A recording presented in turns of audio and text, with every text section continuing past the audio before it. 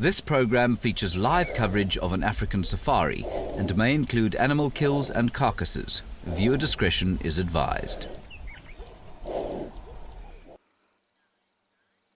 Hello, wildlife lovers. At Tlalamba here, the beautiful leopardess is still near her carcass from the last few days. My name is Trishala, and we're very happy to be here. So welcome aboard for your very own live African safari.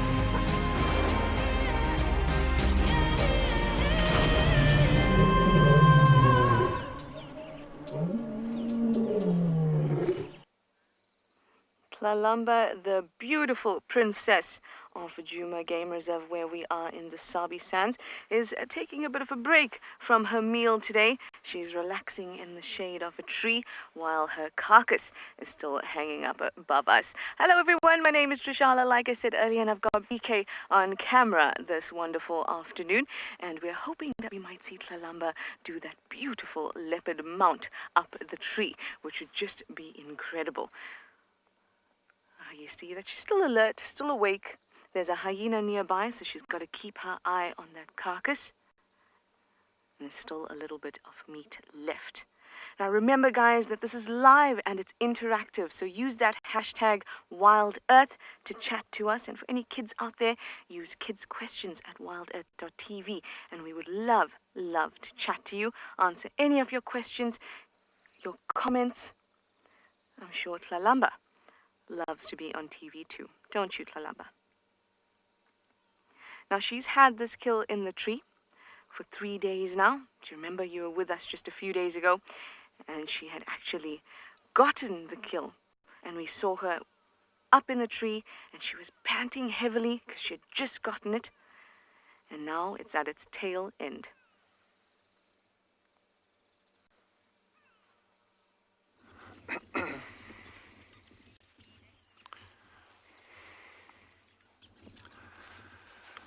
Good afternoon, everyone, from a fantastic afternoon at Tswalu Kalahari Reserve. It is great having you with us. My name's Dylan, and what we're doing for you today is we're doing this little stakeout at our blind that we built. Genre and I built it a couple of weeks ago.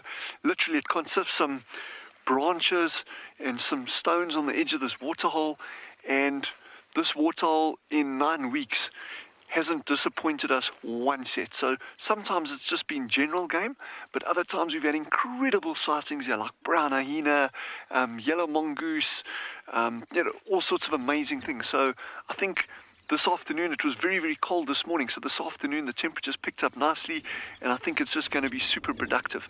As you can see, the birds are already having an absolute field day here. This is a big colony of sociable weavers that has just come down to drink. And literally, that's in the past 15 minutes since we've been sitting here. The animals, the birds and that are becoming a lot more relaxed. They're pretty much ignoring the structure now completely. And that's the advantage that we got, that by hiding in here, we screened. It's breaking up our outline completely. So they actually don't even see us as a threat or anything. So this is really, really, really good. And I'm hoping we get some buffalo coming down maybe. But let's see. Let's just bide our time and see what comes down.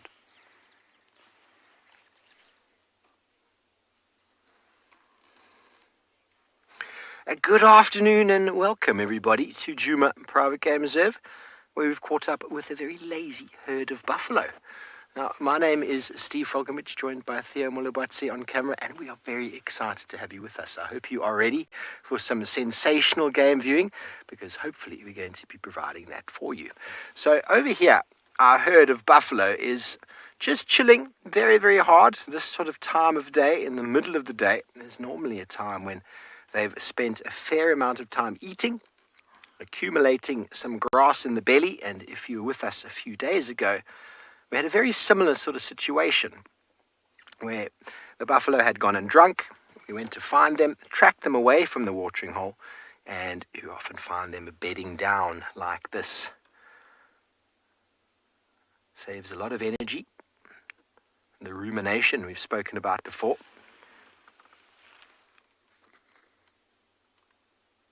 Theo, I wonder if you are going to be able to get this bird for me on that tall tree on the opposite side. Can you see it? Oh, it's gone. It's still there.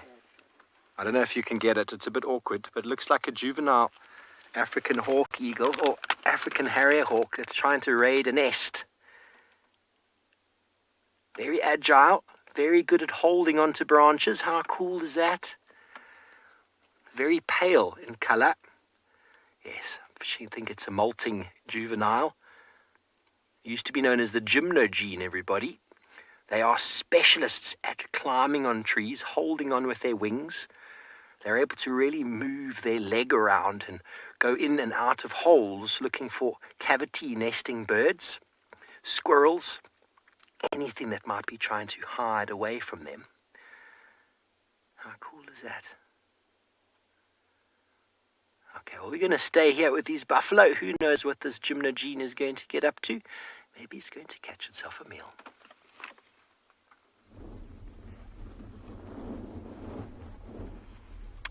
Good afternoon, everyone, and welcome to and Beyond Phinda Private Game Reserve with myself, Clive, and Marcel behind the camera today. And like Dylan, we are also spending a bit of time at a watering hole. There's quite a few different animals around here. We've got some wildebeest, we've got some giraffe, there's some zebra, but quite importantly, it looks like this one giraffe might be coming down to drink, which I don't know if a lot of you maybe haven't seen before, is quite an event. You can imagine with such a long neck how hard it is for the giraffe to get down to water level. So they have to spread those front legs really, really wide and get their head all the way down to the water. No, not walking towards the water. Walking a little bit away. So there's quite a big journey of giraffe around here. There's 2 or 3 that have walked off to the left. There's about 3 or 4 on the right hand side as well. And then if we go over to the left of the watering hole, there's a herd of impala, there's some wildebeest, there's another giraffe, there's some zebra. So you can imagine in winter, here winter is not our rainy season, it's our dry season, so we don't get a lot of rain at this time of the year. And with all the water drying up, it's obviously a good place for these animals to be. But we're going to sit here a little bit longer, see if these animals come down to drink, and we'll let you carry on with your safari this afternoon.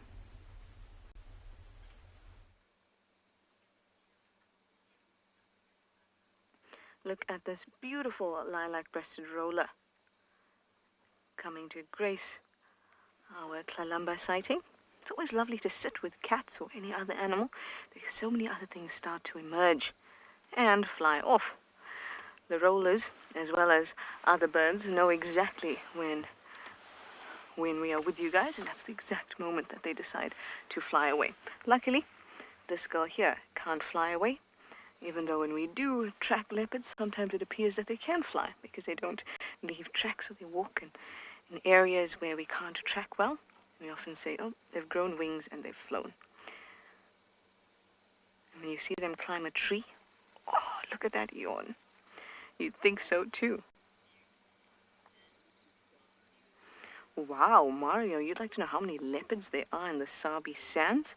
Well, the Sabi Sands is about 650 kilometers squared.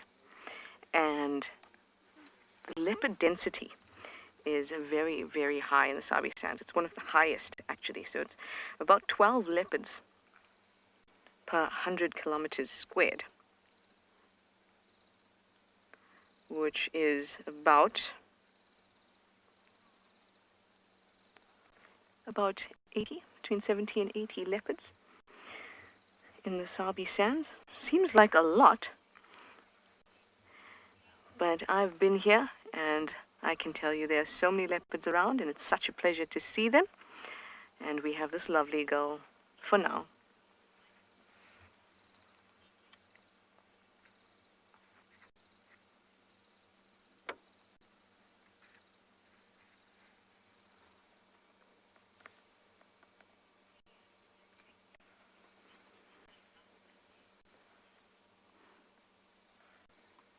Okay, well, had a bit of maths practice there with that question.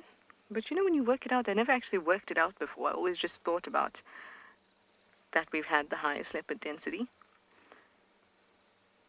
About 12 leopards per 100 kilometers squared.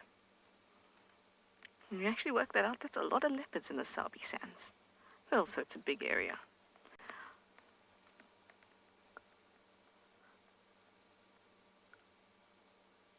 When Raymond was chatting to you guys this morning as well, he spoke about how when he was a young boy and he first saw his leopard, how exciting it was, and how difficult it is to actually see them in other parts of Africa, and how lucky we are in the Sabi Sands to be able to see them so frequently. Not just every few months, but, you know, you go a week without a leopard and you think, oh, what's wrong?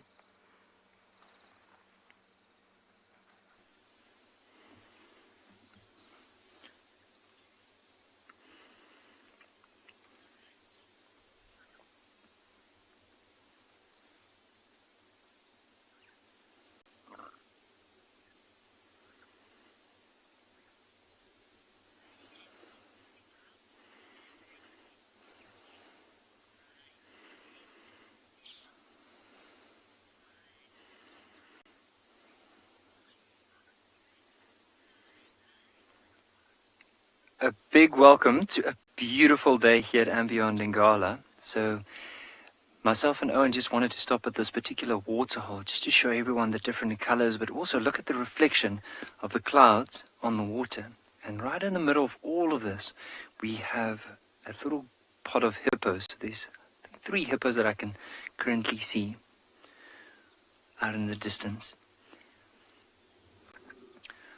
But just from my side, so I'm Nikki here at Ambient Lingala, and with me on the camera is Owen.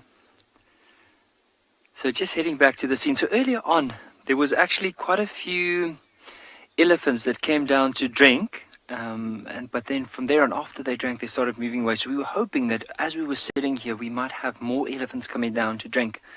It is warming up quite a bit. So early on, as we started driving, it was nice and cool.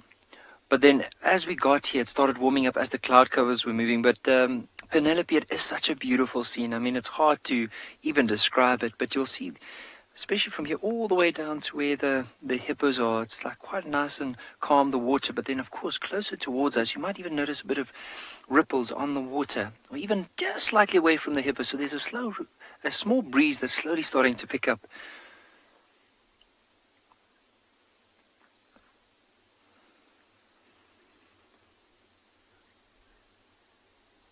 Now, where that big tree is, right in the middle of the screen, with just above, beyond the hippos, so the whole herd of elephants came down. They drank there and they started moving away. Now we're sitting here and just hoping maybe there could be a bull that might be trailing this herd that can come down to drink. If not that, maybe another herd of elephants. But I haven't heard anything as of yet. But I'd like to go and just explore some of the other areas and hopefully see if we can find some of these other amazing animals, which I'm going to share with you this afternoon.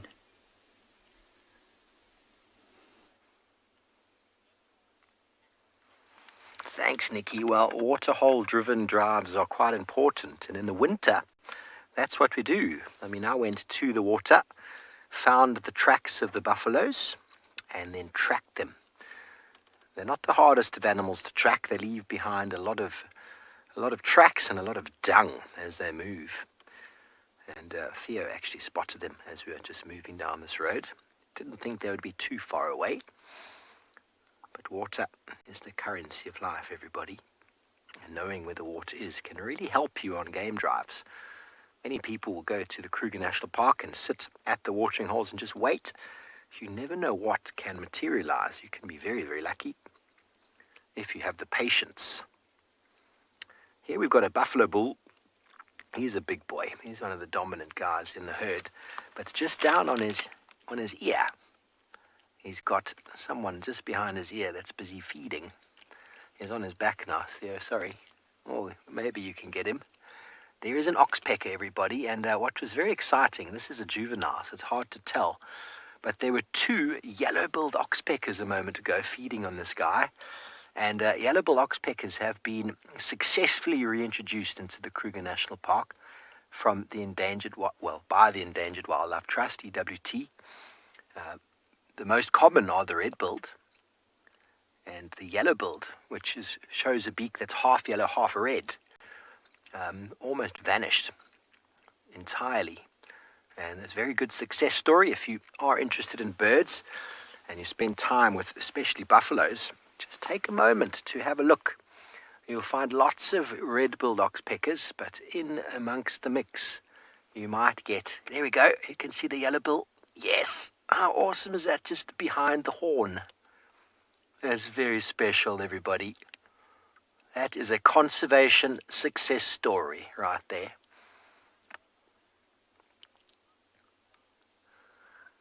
Matikichok, you want to know if the buffalo numbers are recovering? Well, there was quite a big knock-on effect from the drought for many, many animals. But the buffalo numbers in the Kruger are very, very healthy. Very healthy. If anything, drought reduces numbers naturally. And buffalo numbers definitely did drop quite a bit. They got quite weak, and the lions were just taking them out. But the herds we've been seeing lately have been very, very large. The herd I had 2-3 days ago was in the region of about 200. This one doesn't look nearly as big, but their numbers are good. And with the rains that we've had and the vegetation, buffalo numbers are going to improve this year. But it is a cycle. The wet and dry seasons do come, and the dry, very drought-like seasons often have big effects on certain animals. You'll see buffalo numbers going down in the drought. As their weakness increases, lions hunt them quite well. But animals like wildebeest and zebra actually are in the reverse.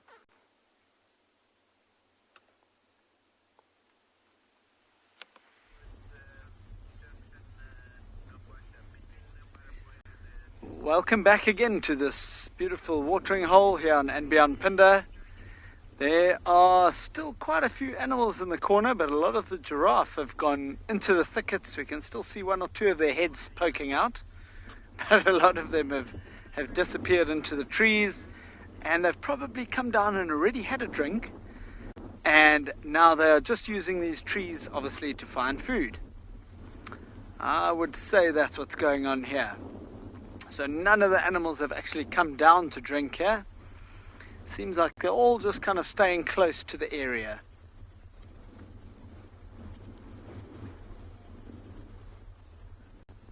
I don't know if you can see on the water or maybe even hear that it's actually quite windy out here today. It wasn't this morning, it's just randomly come up this afternoon.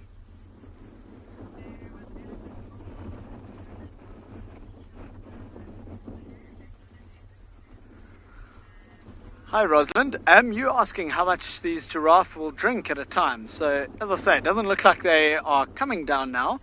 I think they've probably already drank today, and in a day they can drink up to about between 35 and 40 liters of water. So it's a lot, not as much as an elephant, but it's still a lot of water.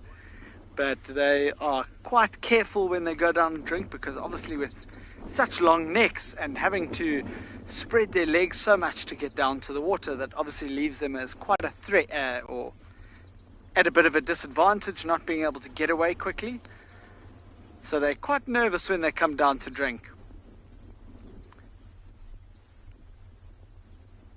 Those trees that are all along that edge there, I see there's a few species of tree called a Vakelia, or what's known as a fever tree. And that's very good food for these giraffe. There must be some other good nutritious trees in that little clump as well, which they're after. But lots of food there for them.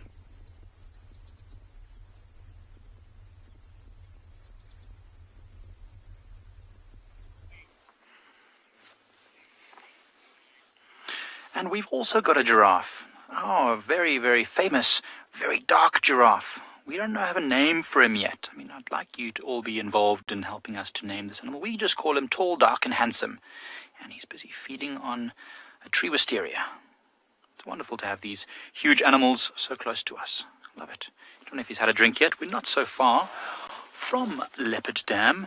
Hello everyone, my name is Michael Anderson and behind the camera is Gert. As always, we are here at Pridelands Eco Training Conservancy and we are going to be spending some time around here. We heard reports during the middle of the day that maybe some African wild dogs or painted dogs came onto Pridelands to drink at a small waterhole nearby here. So we're actually looking around to see if we can find any tracks or signs of them, which would be pretty awesome.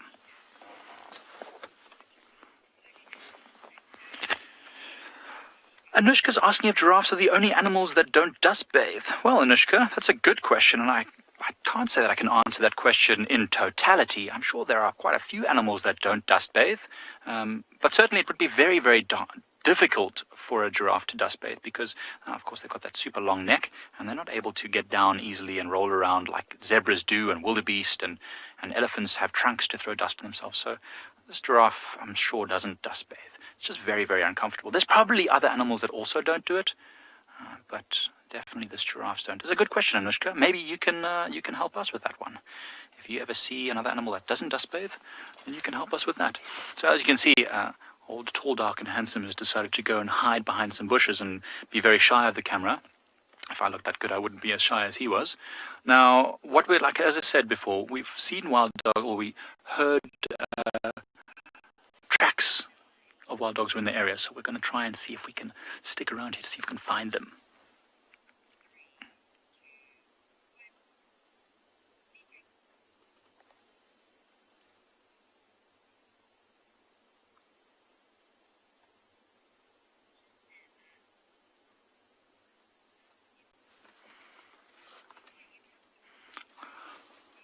Right, welcome back everyone. I'm sure you were still watching me and wondered why I was so quiet. We were just going into an ad break on SABC. So as you can see here, the giraffe is still walking slowly towards this drainage line. I'm hoping that he might just turn towards us. No, he's going to turn away.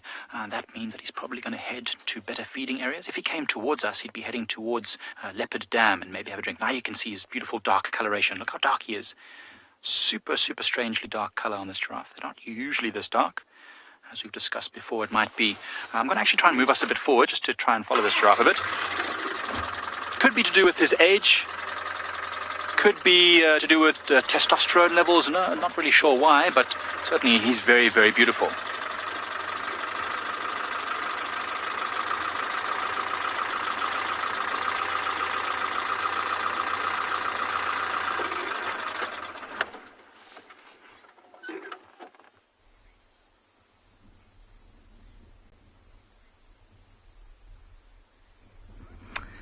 Right, just as Mike has got a big dark giraffe, this one trailing behind this little group is also quite dark.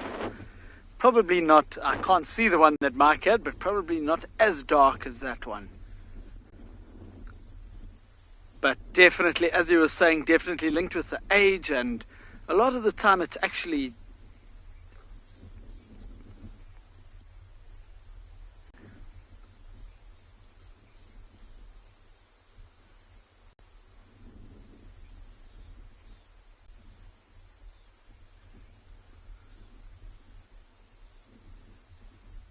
looks like that male's going right up to the female and possibly smelling just to check if she's an estrus or anything. Let's see what he does here. So there's a young male just behind him that is also showing a lot of interest, which is strange. He's still very young, probably in the region of maybe 2 or 3 years old, so definitely not sexually active yet. But maybe he's learning a bit, you know, maybe he's, just learning.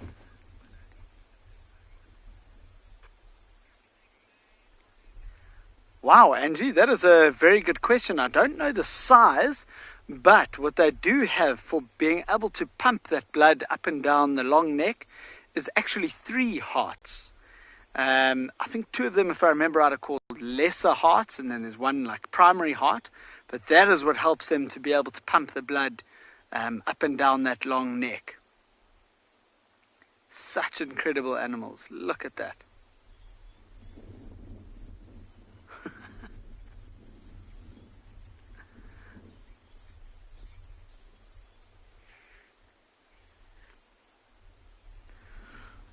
Oh, Grace, that is another good question. A big male giraffe, like that one on the left, is probably around a ton. I think if I remember more, it is extremely. I think if I had to go and stand next to him, I would probably be as long, maybe not even as long as his back leg. So that just shows you how tall they really are. I don't know if you've ever seen one in real life, Grace, but they are really, really big animals.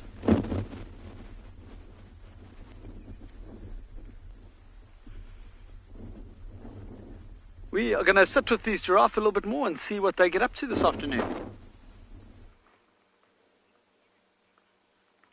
Tlalamba is up and about. She's got a very full belly. She's got her eyes on her prize up in that tree. Look at her move.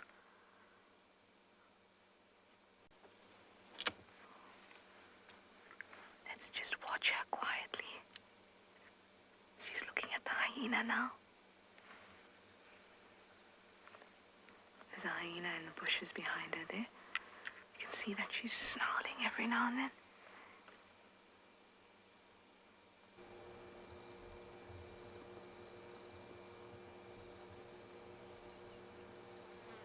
There's not much meat left in her kill, but she'll still want to defend it.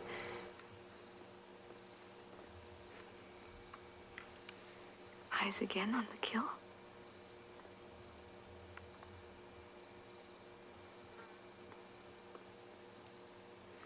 I really hope that she climbs this tree for us. Oh, we may be in luck.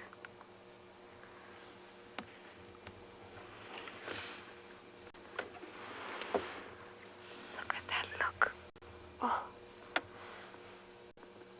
gorgeous, gorgeous.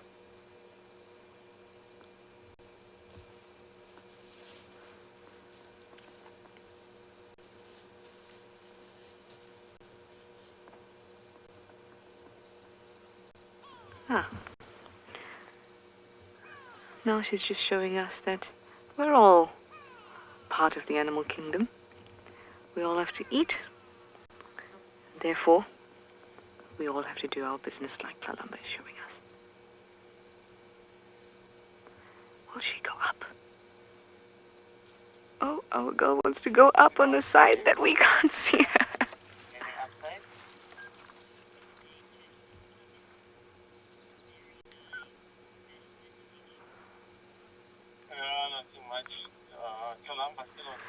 Well, that's the game drive radio going. Madison, you'd like to know, how do leopards know when there's danger? They use their very good sense of smell. They use their ears. And they use their eyes. Look at that. What a gorgeous girl.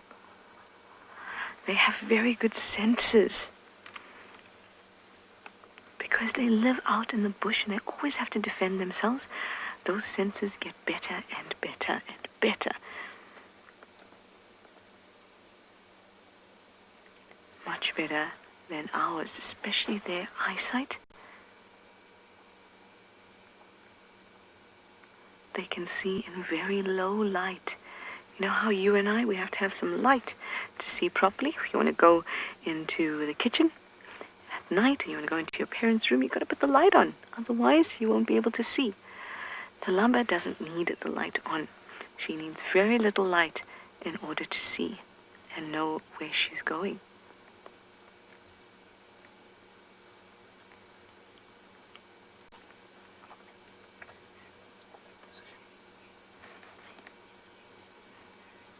Aaron, you'd like to know how do we stay safe near the leopard? Listen to her crunch. Look at this, look at this.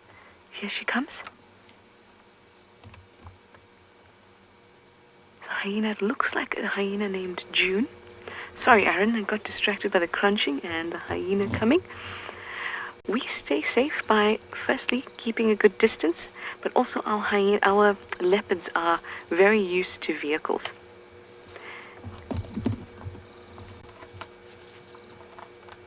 And so they know that the vehicles are not a problem. In fact, Thandi, Tlalamba's mother, came Well done, girl. You got some. And off it goes with a leg. They sometimes use the vehicles. Sometimes they'll go underneath the vehicles. Sometimes they'll use the vehicles for shade.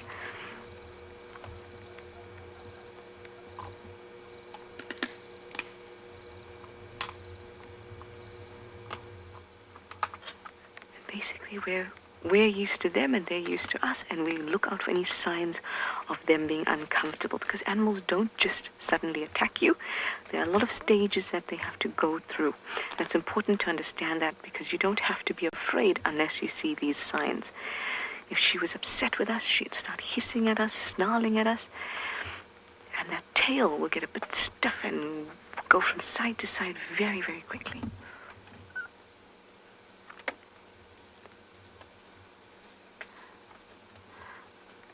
I hope you were able to hear the difference between the hyena crunching on the bone and the leopard crunching on the bone. Hopefully we'll get another opportunity to listen to it, because if you can hear, the hyena is very strong, the leopard's just a little stronger. Well, I think she's going to get another piece very, very soon.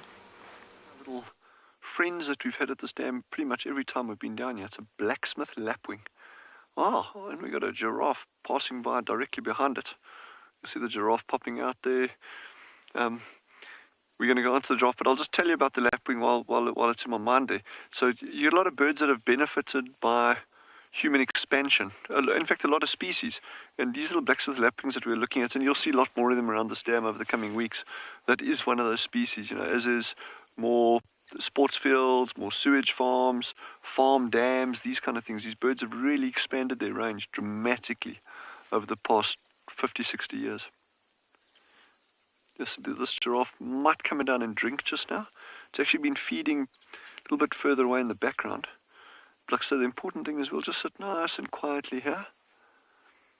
What I haven't seen, and it's very interesting, and I'm liking it more and more by the minute, is the fact that Sheldon, the shelduck, this pair of shelducks that we've been following, the male's normally sitting at the dam by this time, he isn't around. And so maybe we are right in terms of thinking that he'll only start sitting near the nest doing guard duty once that female starts incubating. So if he's not around today and tomorrow, then I think he's actually Shelly, the female, is actually sitting on eggs incubating, which will be really, really, really exciting for us.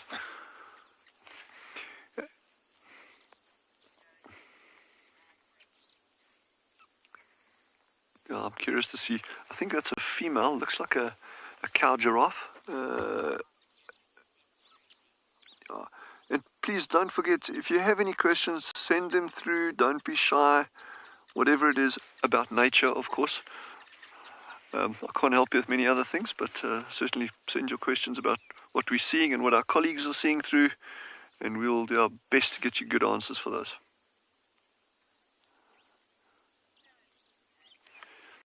Yeah, I think that giraffe's probably going to move across further to our left, and then he'll come down and drink a little bit later, so we'll just bide our time here.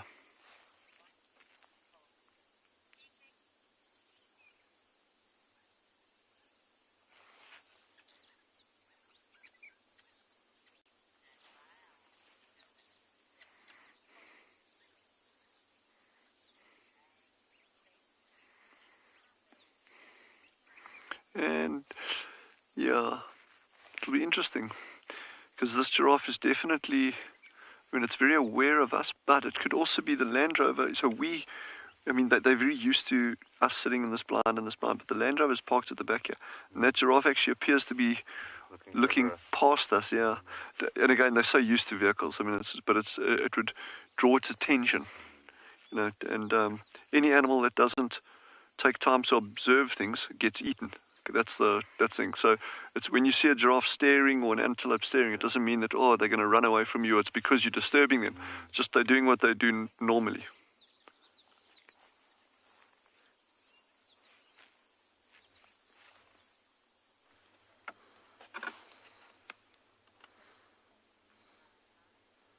Hello everybody. Well, there's someone who stares more than a giraffe. There's a buffalo. They have got that look sometimes as if you owe them money. But right now, most of them are quite relaxed. I think they've been bedded down for quite some time. We're going to be going out of the ad break shortly, so we'll be right back with you.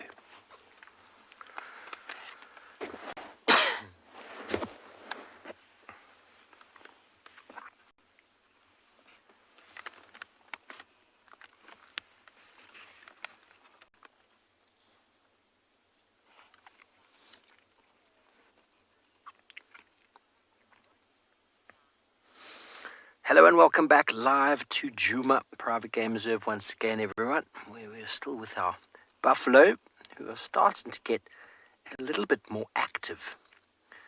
This fellow on the ground, though, he's still in the throes of enormous amounts of chewing the cud, flicking his ears. The flies are a real problem. I suppose when you get to that sort of size and age, you just start to accept it for what it is.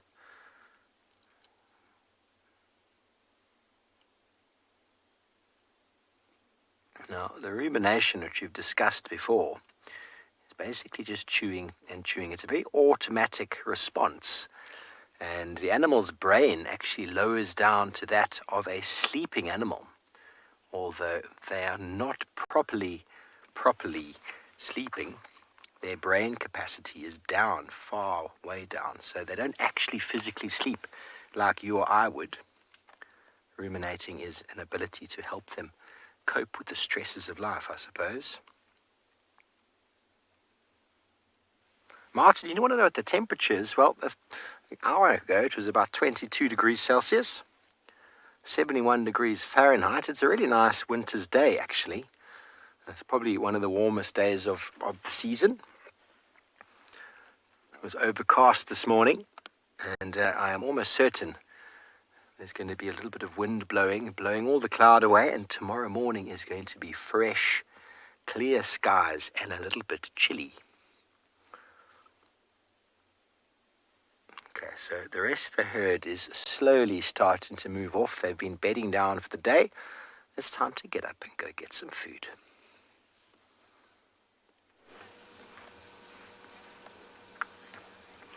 So she is eating. If you are sensitive, you might want to look away, but listen if you can. That's always a good way to learn still experience our lovely sighting here of Tlalamba.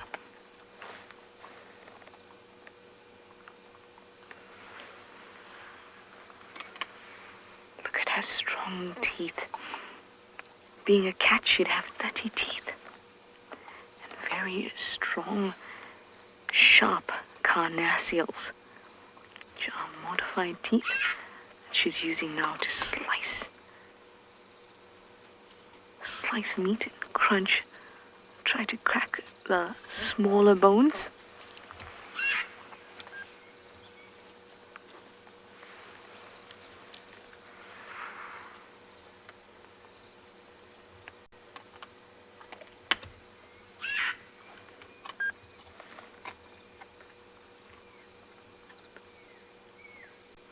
You just enjoy and listen.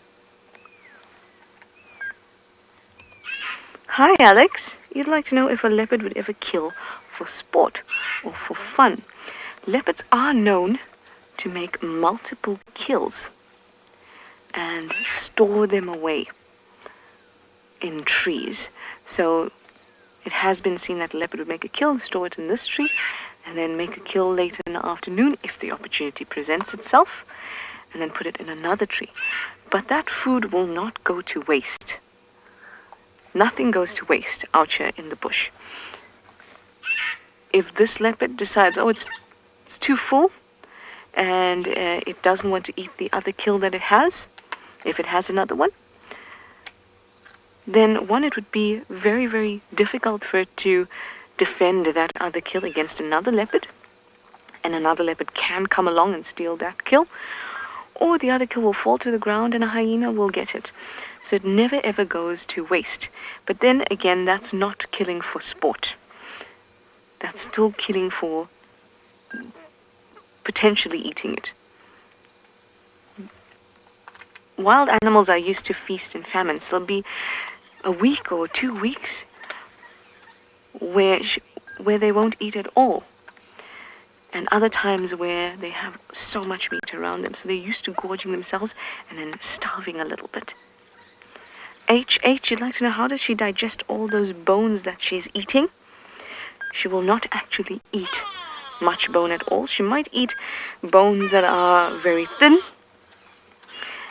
Like in a bird, she may eat the bones of a bird. These Impala's bones, she's very unlikely to actually eat much of them. Thin, skinny bones, yes, but she won't be able to digest them. If you look at leopard scat, you might get a little bit of bone chip here and there, but she's not after the bone, she's after the meat. So you'll hear her crunching, but she's trying to get as much meat off the bone as possible. She's not actually going after the bone. A hyena, on the other hand, a hyena is going after the bone. And that's why they can eat what's left that a leopard can't. And they have very strongest, or one of the strongest digestive juices in the hyena. African, well, you'd like to know who has the strongest teeth. The hyena has the stronger teeth from the two. The leopard and the hyena, without a doubt. Hyena has a very, very strong bite, has a heavy skull, strong jaws, and the teeth are actually conical shaped, so they're a little bit more rounded than a leopard's.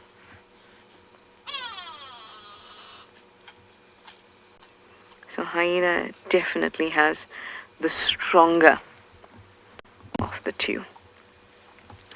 Now this hyena that we've just seen, I've got a good look at its spot pattern, so we're going to confirm who it is in a bit, but for now, let me have a look.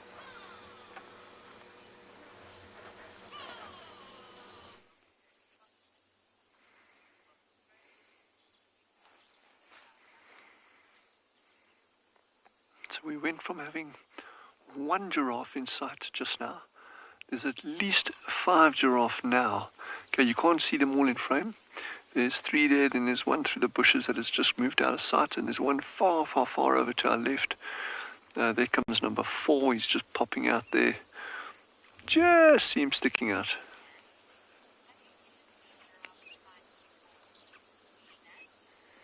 Sina has ever asked if I've ever seen giraffe fight before. Absolutely. The males fight a lot, and they've got a very, very unique way of fighting. And they actually stand side onto each other, and they use their necks and their heads. They swing their necks and they use their heads as battering rams, and they actually try to hit each other as hard as they can. And there are plenty of recorded instances of males actually having knocked opponents unconscious, and in fact on 1 or 2 memorable occasions lions have even capitalized on that and actually grabbed the one that's been knocked down before. But normally the fights don't escalate to that degree, and your larger males with the heavier, stronger heads and necks tend to dominate the smaller ones. And that leads on to another interesting point there, is that the bones in the giraffe's head, actually in the males, continue to grow throughout its life.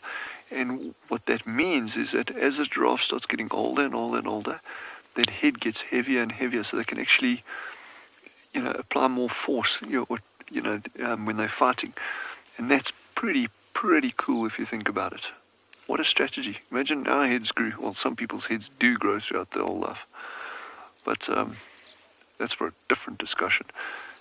Yeah, this is a female. She's probably going to come down and drink now. She's not just interested in us. She's actually going to be drinking in the next couple of minutes.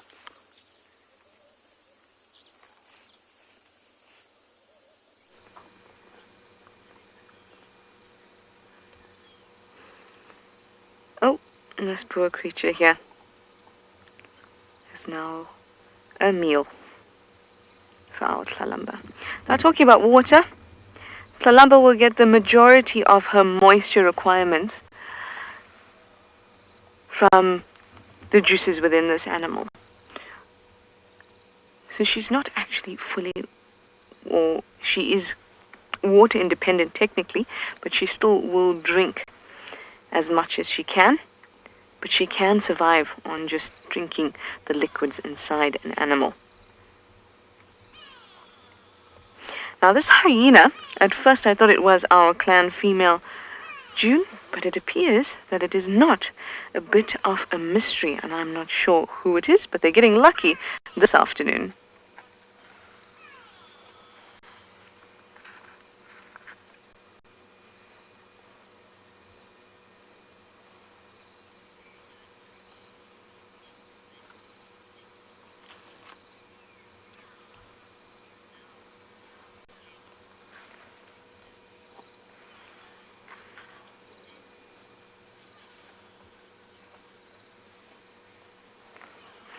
Interesting. So I first thought that it looked a little bit like June. I saw the shape of the ear just a bit.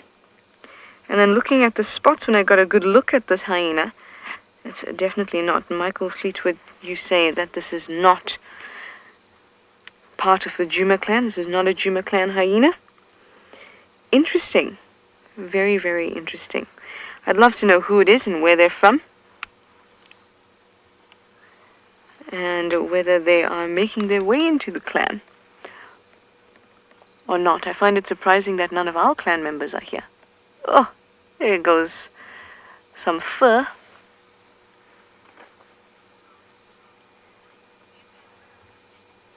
Oh, look at that. My favorite bit of this is the face that she makes when she's done cleaning the fur.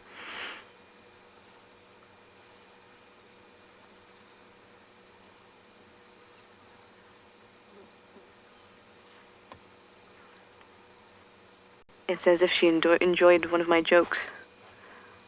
Face?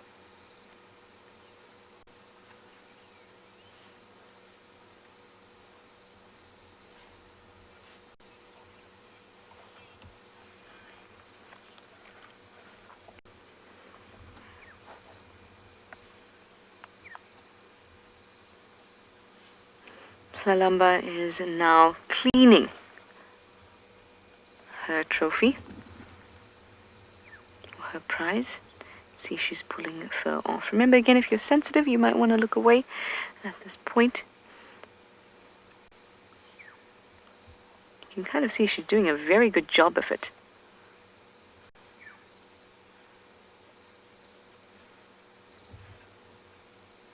There we go.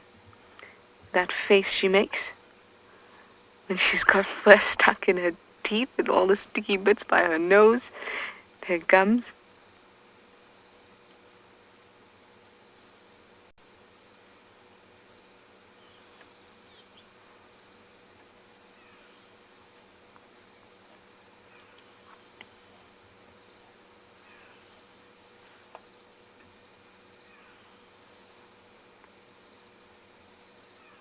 This is so interesting.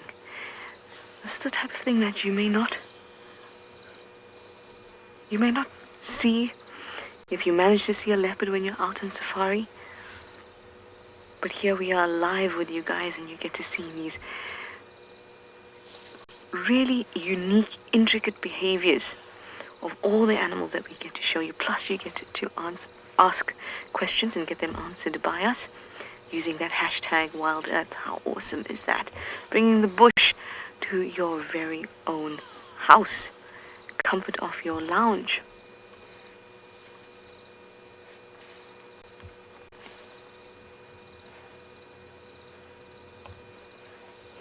Now our hyena has not come back just yet. There's some fur falling, but that is not what the hyena is after.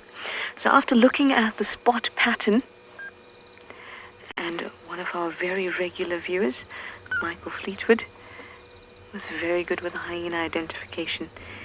He also says that he's not sure who this hyena is, and we think it's not part of the Juma clan.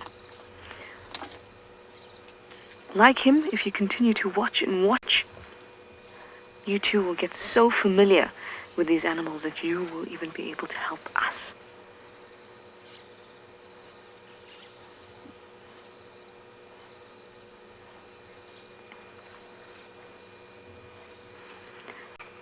last bits left. That's why she's cleaning off the fur so she can get a bit of skin in and finish up this carcass. This might be the last afternoon we get with her.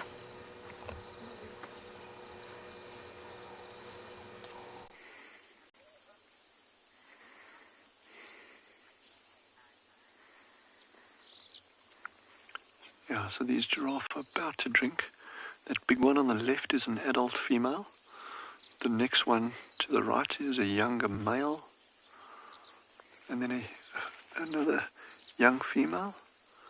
And an adult female. Look at that. Oh my word. Let's see if we can get nice and close on that one for you. Incredible the way they bend their legs like it. It looks like so awkward and so ungainly, and yet it works.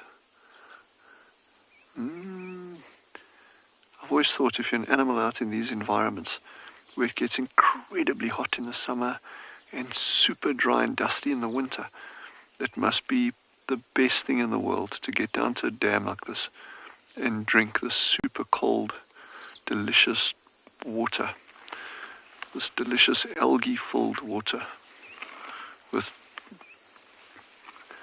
kills of spotted hyenas that have been floating around in it. For those of you who weren't with us a week ago, spotted hyenas killed a kudu in the waterhole. Greg has asked, how long do giraffes' necks get? Well, the males, the adult males get to over 5.5 meters in height. Okay, so this male here that's now on the far left-hand side of the frame, he's still a youngster. He's very, very young. He's only just getting to the height of these adult females, and they 4 meters plus, 4.2 meters plus, and the neck is probably at least, let's say, a third of the height of the animal, maybe not quite a third of the length of the animal. They're going to come back now. We've actually just got a big flock of birds that came in over our heads and just made a bit of a noise. Again, this is typical of animals coming down to a waterhole. Where our colleagues are, okay, we don't have crocodiles here, but you've got other predators. But where our colleagues are, if you get a herd of impala or whatever, or nyala coming down to water, you'll see how nervous they are. And not just for land-based predators, but things like crocodiles in the water. So these giraffe are in the same boat, except they're not worried about crocodiles. It's lions and things like that. Indeed, thanks, Dylan. Well, there are crocodiles about, but we've not caught up with crocodiles. We've found a herd of elephants, and they themselves are slowly heading north on the road at the moment, but straight towards one of our favourite watering holes called the Buffelshoek. It's a wonderfully relaxed herd of elephants, and we are in a little bit of a traffic jam this afternoon. There is no way through, but there is no way really to go. We're just going to stay right behind them. Oh, Jacob, you wanted elephants. Here they are for you, sir. A wonderful herd. There must be more than 20, 25 individuals here. And by the way that they're moving, you can tell they're going to go and have a drink. So the buffalo spend time feeding and then sitting down and ruminating. The elephants, being a very different digestive system, having a different digestive system, don't have that luxury. So they're basically feeding all day long. Moving and feeding, moving and feeding. They'll have bouts of rest where they stop and have a toilet break, as you can see. A very dark urine there, drinking lots of tannin at the moment. In the road, not too bothered, everybody. Some very fresh elephant dung there. I reckon we'd be able to follow these elephants by the sign of the dung. There is organic recycling, nutrient recycling in the making, ladies and gentlemen. Let's move up quickly, Theo.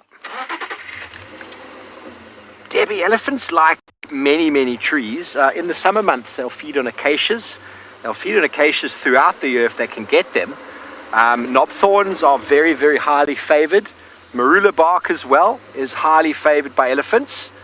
Torchwoods, the balanites, elephants really do enjoy their leaves. Anything that produces any fruit is also well eaten. But this time of year, the bush willows get smashed by elephants that are looking for the bark. How's this gap over here, Theo? Right there. Looking for the bark and the roots. So the trees have lots of medicinal value that the elephants are able to access, and there's still a bit of grass at the moment that they're feeding on, but a majority of the trees are getting pushed over for the roots, gouged for the bark, and it is really quite a wonderful process of bush engineering, or changing the structure of the vegetation. It is what the elephants have designed to do. They create open habitat, they damage trees, they open the landscape, they cover areas as well, and their role in the environment is absolutely essential. They're known as keystone species, and without them, the system would not be the same. And many animals rely on them for survival. We will be seeing you tomorrow, same time, place, everybody. Until then, goodbye.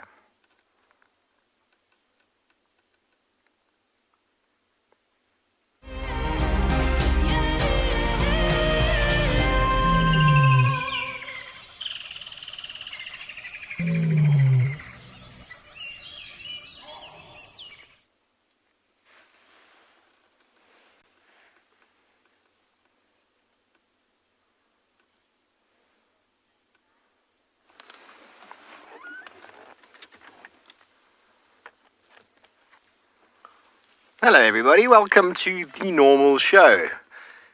The top of the hour, it is time once again, of course, to say hello. How are we doing? My name is Steve, joined by Theo on camera, and you have the opportunity once again, ladies and gentlemen, to ask questions and comments. Send them through to #WildEarth on Twitter, or on the YouTube chat stream, or on Twitch. We're going to catch up with our elephants. Do you like that, Theo? Going to catch up with the elephants. They're going straight to Buffelshoek. So let's actually just move on ahead, shall we, Theo, and catch up with them. I'm sure they're going to go and drink, and we want to be there for that. They are very relaxed. Very relaxed. And so we're going to head up straight up the road here, find a nice, comfortable spot to have a snack, and let the elephants come down and drink. Wild Earth relies on support from viewers like you to carry on broadcasting our daily live shows. A small donation goes a long way in helping us on our mission to connect the world with nature. Please visit our support page to see how you can help and become part of the Wild Earth family. Isn't that the best way to spend a Saturday? A snack, some elephants. What a tortured life we lead. Ouch, yeah. Such few options. Do we watch the elephant? Do we eat our snack? Of course, we are incredibly fortunate. Unbelievably so. It's nice to have a reminder every now and then. This girl is tucking in. Oh, what have you got there?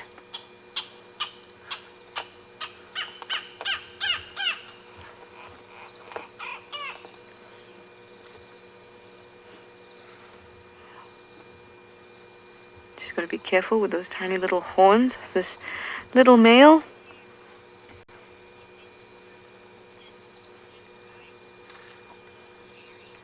Terry, you'd like to know why would she get the fur off instead of just going for the meat? They wouldn't kind of fur or take all the fur out and then eat the meat. She'd take off the fur at the little part where she'd like to bite and get in. Then she'd eat a whole lot of meat. Which is at the stage that she's in now. She's eaten most of the meat, and now she's looking for anything else she can get. And most of what else she can get would be right very close to the skin. So she's trying to take off the fur so she can get those bits that are close to the skin, little bits of meat that are still attached to the skin and the sinew that she wouldn't want to eat the fur off. So she wouldn't just go about defurring the whole thing and then eating it.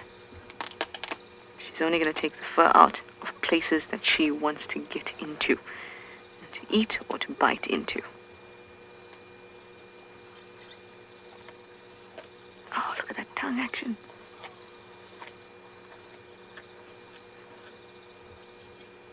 Oh, really, really nice look at this. I would love to see, and I will warn you before, if she manages somehow to get into the brain, because that's very nutritious. But with her teeth, she might not be able to, but because it's a youngster, maybe she will.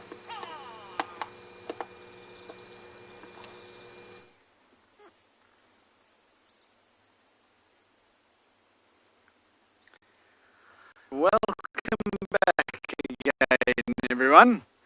And while we were other animals at the water, someone came out and found. So for a change, we didn't have to find them ourselves. We actually just relied on someone else. Now this is Biala Pride. This is just 2 of the young males of Biala Pride. And oh, I lied. 3 of the little young Biala Pride males. And the rest of the pride is actually further down into these trees, down in this little drainage line. And we had a very, very brief view of them, but we couldn't see them well at all. And then these 3 little youngsters were lying right out in the open. How nice of them. You can see they've still chosen a little patch of shade. And in this little thicket of trees, it's very sheltered from this wind that we're having today. So it's a really great spot for them.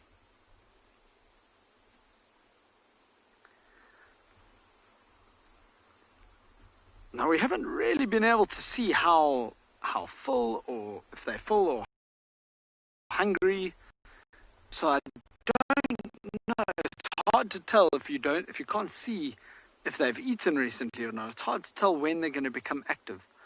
Often if they've got very full fat bellies, they could be here for a while. Obviously if they're skinny, they could end up walking quite early, especially on a cool day like this, and possibly hunting. So I'm going to spend a bit more time here, and let's see what happens with these lions.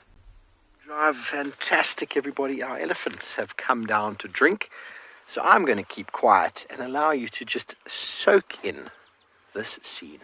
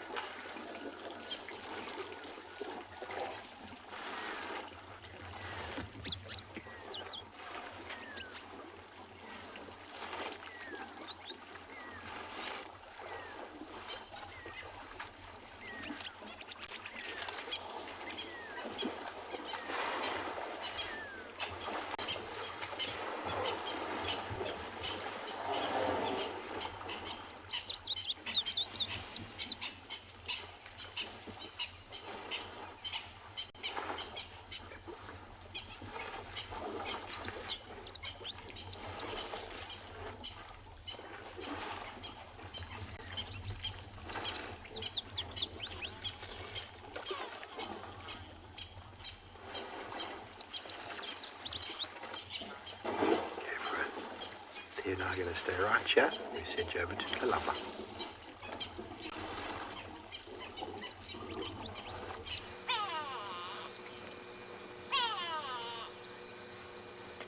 Guys, if you are sensitive, I suggest that this is the time to look away. Maybe even turn off the sound briefly as I describe what I just saw. Kalamba managed to remove the horn from this young impala, chewed on it, and then swallowed it.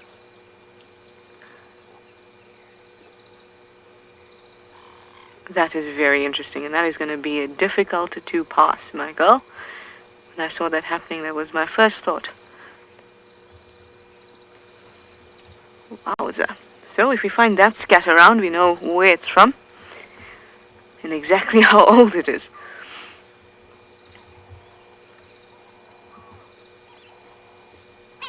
She looks like she's actually going to make her way into the brain case if she hasn't already.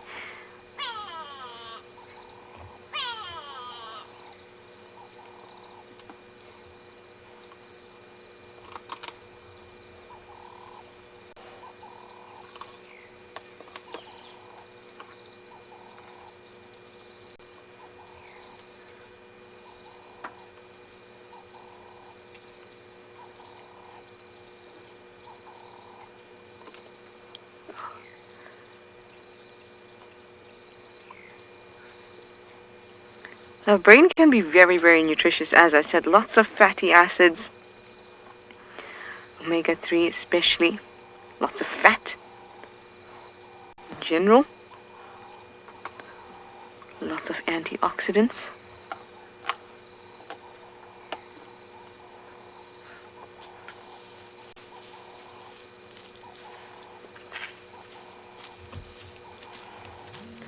Our hyena has come along.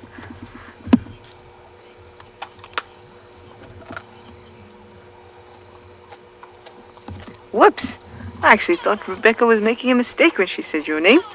Whoops, you'd like to know if leopards have a favorite tree that they get up into. I've found that most times that leopards have a kill, they put it up into a marula.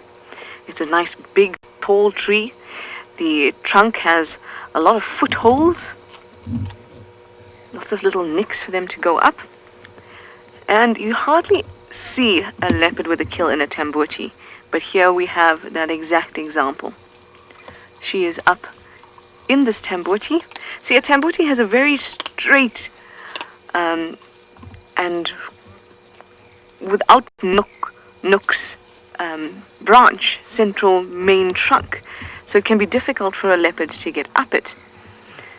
But if you look closely, you can see that this tambuti seems to have Senegalia berkemia, black monkey thorn, branch or trunk growing right next to it. Can you see that? And that's why she actually went up on the other side when we were trying to get her actually climbing. That she's been using that as a way to get up into this tambuti. I actually want to just, if we could tear you away from the scene very quickly. In front of me, there's a typical example of a tambuti. Just see there, very, very straight trunk.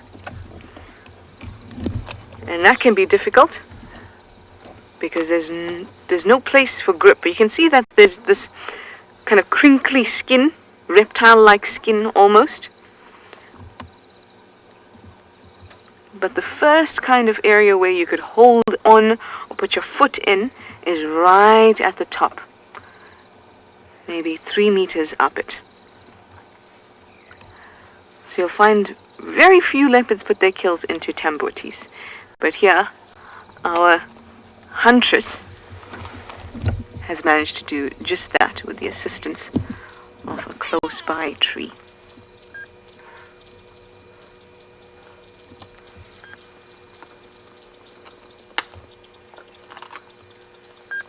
Okay, you can see that she's definitely gotten in there.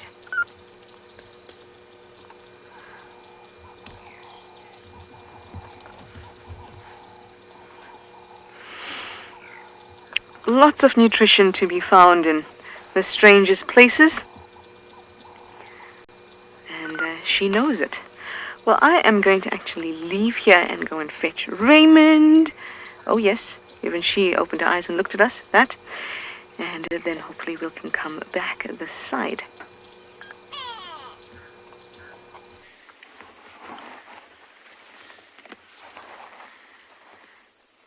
So these giraffe finally came down and had a good drink of water.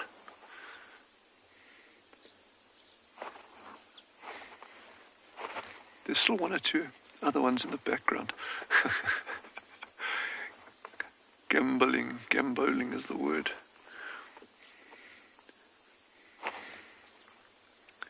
Yeah, this one's going to drink again now. She's right on the edge of the water, but she wants the drink. She might move off with the other ones. Quite a light coloured giraffe, that one, compared to some of these others that are here. Some of them are quite dark. You tend to find that this is a female, but you tend to find that the older males become very, very, very dark, almost to the point that they, I don't want to say black, but very, very, very dark brown.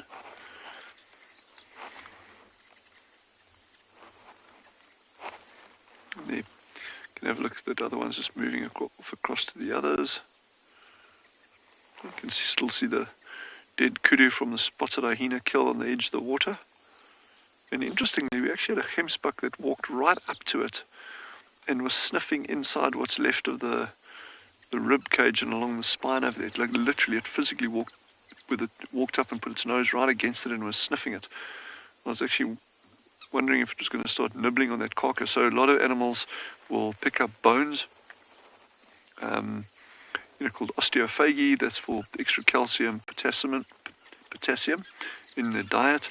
But then you also get things that'll gnaw on bones, like porcupines, as an example. And that's for obviously keeping their teeth in check because they grow so quickly, and for calcium intake for quill production. And then still others, even things like warthogs, that most of us think of as herbivores, but they'll actually feed on carcasses. So you'll get a warthog even on an old kudu carcass like that'll come and gnaw on it. I mean, as pigs do.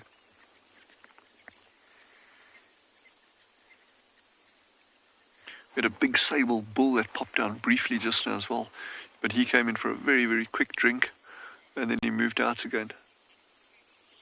Ooh.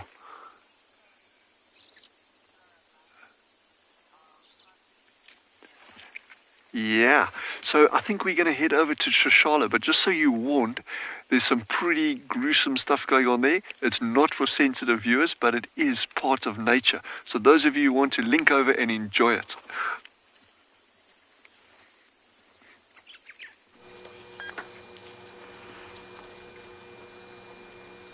Absolutely, Dylan. Absolutely.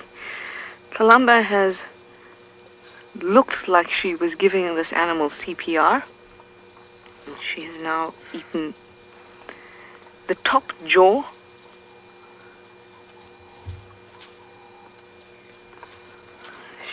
She looked like she was giving it a kiss. I have not seen a leopard tuck in this much.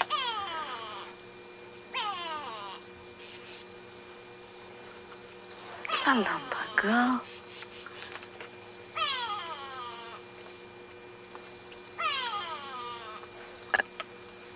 I mean, what can I say?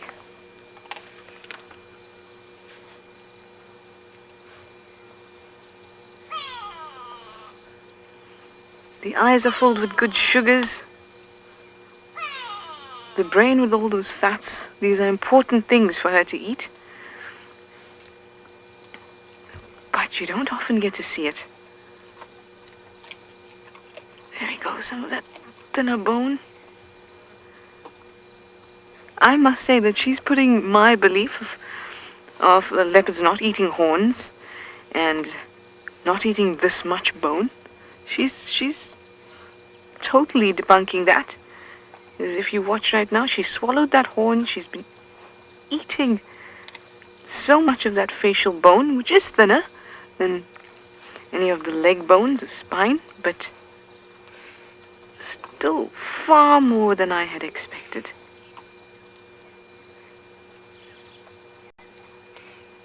She's giving us another biology lesson.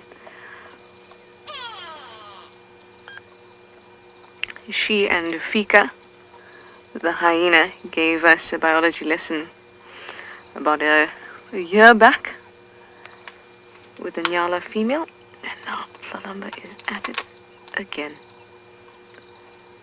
She's very strong. Her teeth and jaw very, very strong.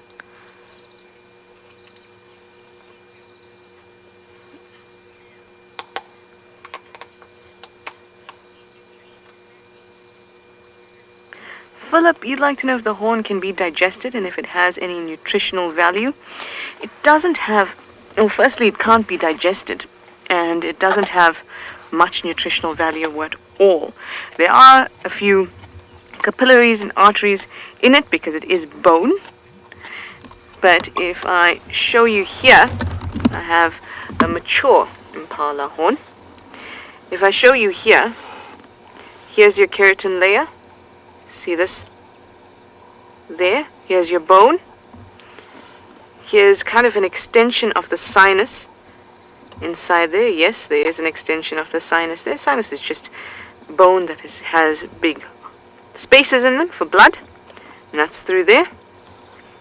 And this here is a keratinized epidermis, so an outside that has been keratinized. Keratin, remember that word, our hair, our nails.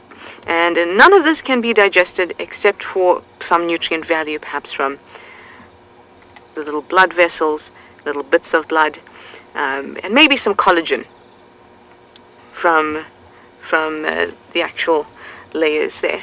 But that is about it, and it's gonna come out the way it went in. Well, maybe a little less appealing in terms of aesthetics.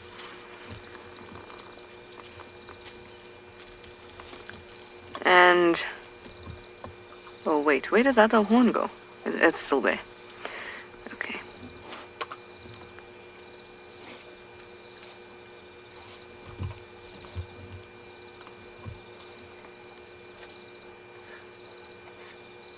Looks like she would have. Oh, she hasn't taken that upper dental plate that impalas have. It doesn't look like it.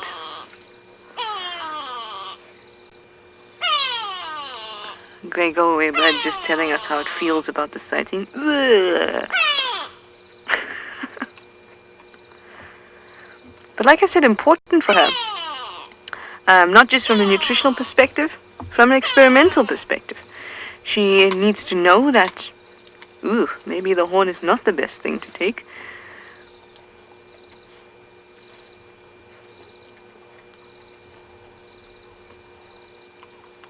Just see bits of that eye socket there on the left. Tlalamba.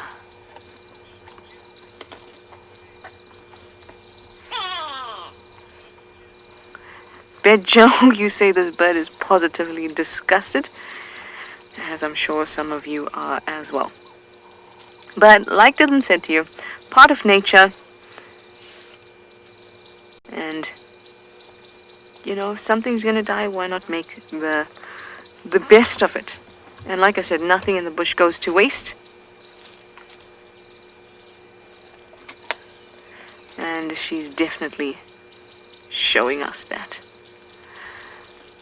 Well done, my girl. I'm impressed with your digestion, your digestive tract. I'm impressed by your jaws and impressed by your teeth.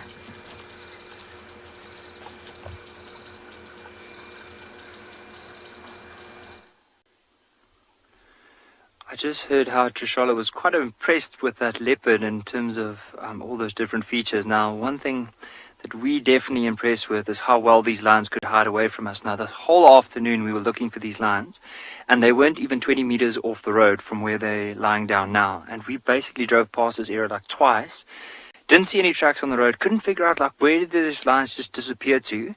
And as we decided to do this road one more time, they decided to stand up and start moving, but so well hidden that we could not spot them. It was pretty hilarious because as we were driving around, we probably were covering an area as big as 10 square kilometers. in search of them and could not see any tracks moving out. But eventually, from where they were this morning in the river, they decided to move up in a bit of a northerly direction. And right where we see all of these right there, so see that one right there? Now one of the young cubs have just gone and lied down in the grass next to that one. So we're actually hoping that pretty soon they might all start moving out. It is a beautiful afternoon. There's a lot of golden colors at the moment, and it'd be so nice if this pride moves out with that sun setting in the back. But I can imagine for them being in this area for the last 2 days, they must start getting quite itchy and wanting to start moving as well. I won't even be amazed now, from where we're sitting towards where the lions are is the direction of the wind. So the wind's blowing from a north into a southerly direction, from north towards south. And if they decide to get up, the chances are they either might move with the wind or along with the wind. Pretty much in this general direction, so from where we're viewing them towards us now.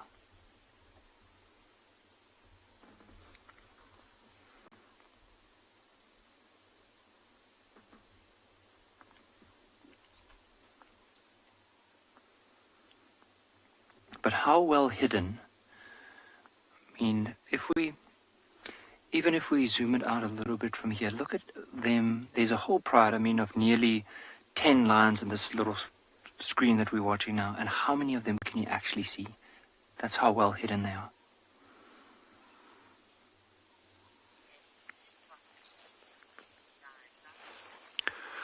So I'm very pleased that Sheldon has finally made an appearance. And the fact that we can't be certain, but the fact that he hasn't been here the whole afternoon, that we've been here. When we finished up with the meerkats, I swung past you as well this morning, and he wasn't here. So he was either at one of our other dams, or he's sitting up at the nest site incubating. But this is very, very exciting. But while we're talking about nest sites and underground and shell ducks and that, I've got a little diagram that I've done over here. That I'd just like to show you very, very quickly, and I'll try to hold it still so you can all see. But this is quite important. How's that distance? And this is quite important, and it pertains, just bear with me for 1 second, it pertains to the nesting sites over here.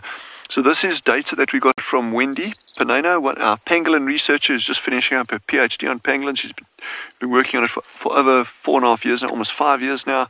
She's got incredible data. We've been talking about how important these burrows are in terms of thermoregulation for species using them. And what you've got over here is you've got two colors. You've got this red in the middle, and then you've got this like purplish pink, whatever color that is, on the outside. And what this just details, these are the temperatures on the left-hand side here. So it's 0 degrees, 20, 40, and 60 in centigrade. And then the months of the year. So it goes through from May all the way through December, and then back to May, June on the other end over there. And the pink, this light color here on either end, is what we call the globe temperature, the black globe temperature. Okay? And then the red, this middle part, is the temperature inside burrows. Now, what a black globe temperature is, it's actually, when you take a normal thermometer, it's just measuring air temperature. Okay, that's measuring air temperature. A black globe measures your air temperature combined with radiation and the effect of wind. And that's giving you the actual temperature that animals will be exposed to in their environment. Okay, so your black globe temperatures can be very, very, very different to normal temperature. And how this relates to burrows, if you look at the amplitude of your globe temperatures, okay, running through here from the winter months through to the summer months, peaking, it's going over 50 degrees there on quite a bit, okay, and then it actually drops below zero on occasions as well. Inside the burrows, okay, and remember this is the temperature. We're not using a black globe inside the burrows, we're just using a normal thermometer, but it's replicating a black globe temperature anyway because it's out of the wind and it's not getting solar radiation. So you can compare them very, very nicely. But look how that beautiful lag there, and there's very, very little difference compared to this huge amplitude in temperature on the black globe. So that just shows how important these burrows are. And this is one reason why Sheldon and Shelley shell ducks, they can actually be nesting in the middle of winter because they got those eggs downstairs in a burrow. Oh, Mickey's asked a great question there, and I don't know if I've got a good answer for the question. The question is, how does the duck know if that burrow is in use or not? Oh, by the way, that's a shell duck. That's my diagram of a shell duck there. There's a shell duck, there's a pangolin and an aardvark. So how do the ducks know? I guess they would go there, probably ferret around. If there's noise or anything inside the burrow, they'd know, okay, well, it's probably occupied. But otherwise, they'd just go down and check it out. It's pretty cool, though. But anyway, so that's the importance of burrows. So next time we go past burrows, whether we're looking at these little meerkat burrows or aardvark burrows, porcupines, anything like that, spring ears like the shelbies are using, just think how important these burrows are for animals living in these environments, and just what a wonderful way it is to actually escape these huge extremes of environmental temperatures that they could be exposed to were they to nest out in the open.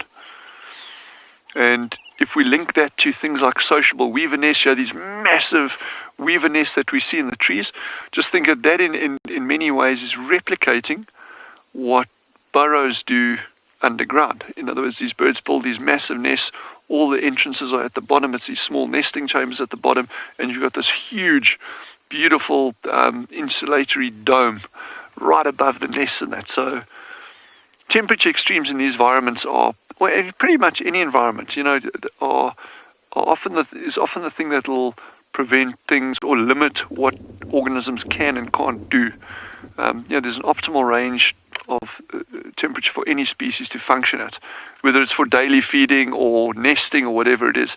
And if you can find a sheltered spot that helps ameliorate those extremes of temperature, then you are on the money.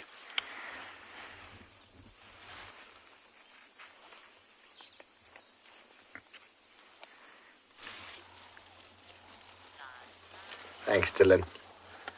So temperature in nature and energy, it's all very delicate balance. Now, elephants, after drinking some water, have moved off slowly to feed. What's very interesting is that they chased a herd of impala, and the herd of impala slowly came down to the water. They were very skittish, and then one of them ran off, and we've spoken about that rocking horse gait that impala do, and they do that really weird run. They do that like popping from front legs to the back legs. And normally when you see that behavior, you can almost be certain, Theo, this one's about across the road if you want him, you can almost be certain that there's some form of a predator, namely wild dog or possibly cheetah around. So we're investigating it because for about 5 minutes the whole herd started doing that. But I think they started doing it because of one youngster who just got a bit carried away. And the reason they do that rocking horse gait, we call it, is to advertise to any predators that they are fit, their legs are strong, don't try and catch me. And that's why everyone else starts doing it. You know that sort of a story when someone says, if you're going to run, just make sure you're faster than me. That's all. I don't have to be faster than everybody, just faster than the slowest person. Not to lose. And that's exactly the story in nature with impala trying to run away. Oh, there's a dust bathing from predators is who's the fittest.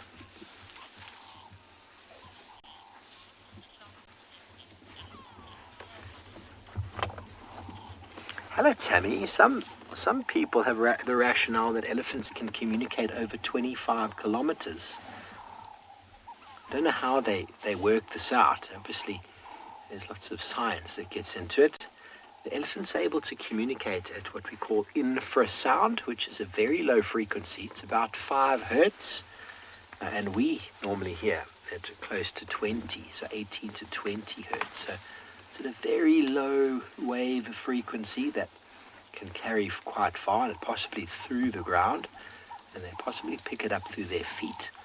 It's not 100% certain, but behavioral changes in elephants have been identified from distance. There's no other way of it being done without them having communicated. Okay, well, our herd has moved off all through the thickets now. I've got this one busy dust bathing.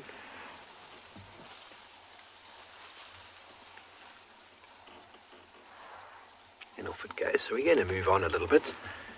All of our elephants seem to have abandoned us. We had them all over the place a moment ago, but that is what happens after they drink.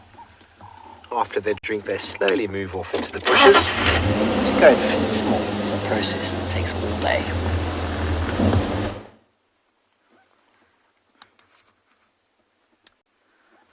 Alright, welcome back everyone.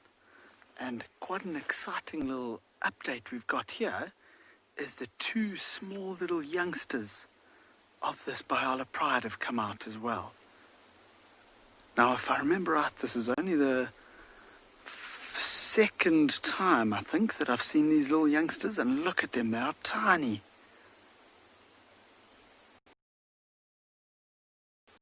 The rest of the pride was a little bit further down into the drainage line, so a couple of them have moved out. They were actually the first ones to come out, these little youngsters. Obviously starting to get a bit curious and brave. Listen to these little noises they're making.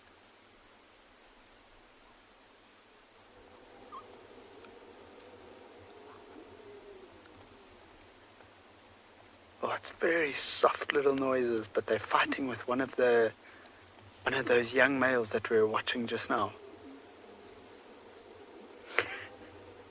I love how the mother's trying to clean it and that little cub is just not interested at all. All it wants to do is play with one of the brothers.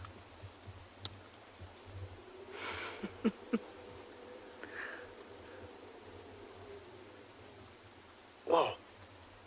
Watch this. Okay, so the mother is the one on the right, and she's getting a little bit angry with the young male that they're playing with. She keeps like growling at him. I'm going to stop talking just so you can listen.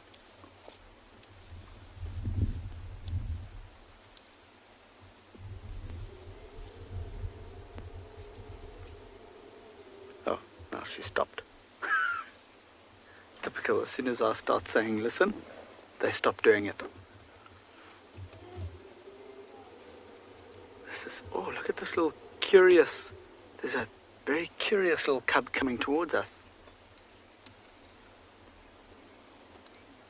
Raynon, you're saying what beautiful bundles of fluff, and I agree completely. It's incredible how curious this little youngster is closest to us. He's probably about 5 meters away from the vehicle. Just so curious. You know, they're still young, so they haven't seen too many vehicles in their lifetime yet.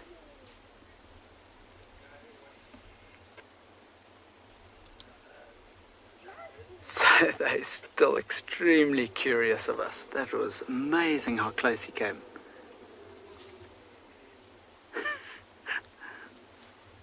You might be able to see the other little youngster just play fighting with one of the older ones. There, look, the mother's like hissing at him.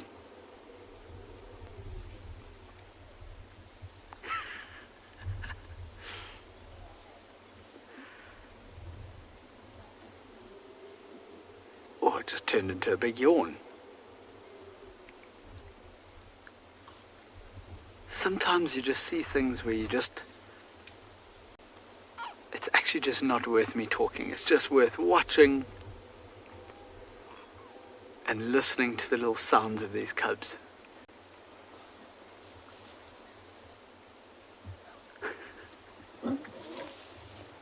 Oh, you see that? You see how she almost went for that little young male just to chase him away and make sure that he knows who's the boss. And to stay away from her little cubs.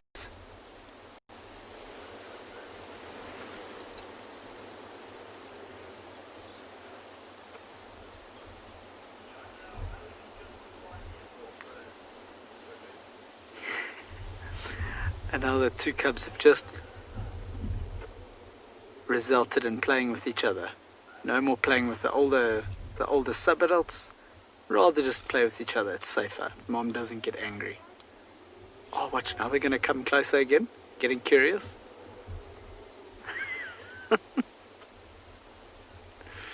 We've seen it with the mountain pride as well, for those of you who have watched a lot. We've seen it with those 5 mountain pride youngsters, just how playful they always are. And it looks like these 2 are no different. But it's really special that it's only I'm sure it's the second time that I've seen them.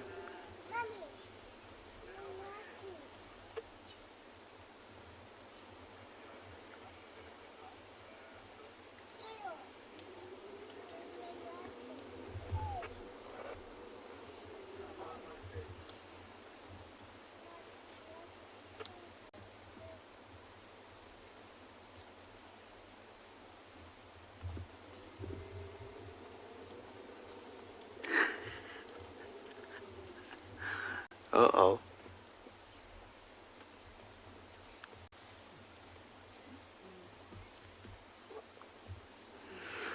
Joy, that depends, but within the next 2 months or so, within the next 2 months, that colour's going to go, and then you see, if the mother looks at us, we'll show you her eyes, but she's got those beautiful, like golden brown eyes, really beautiful colours.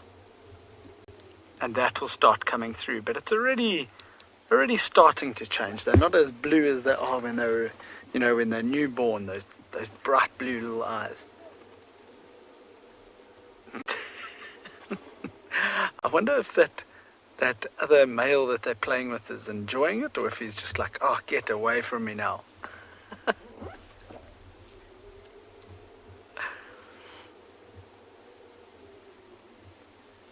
Right, myself and Marcel are going to spend a little bit more time here and see what these little lions get up to.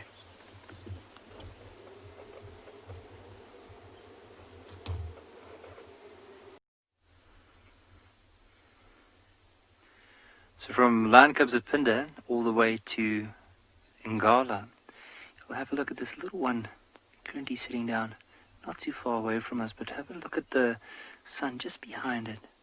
You can actually notice, like earlier on, Clive was describing about these golden brown or like a chestnut amber color, and have a look at the eyes of this youngster. You also notice a little bit of a white underneath the eye, and a little splash of white under the chin.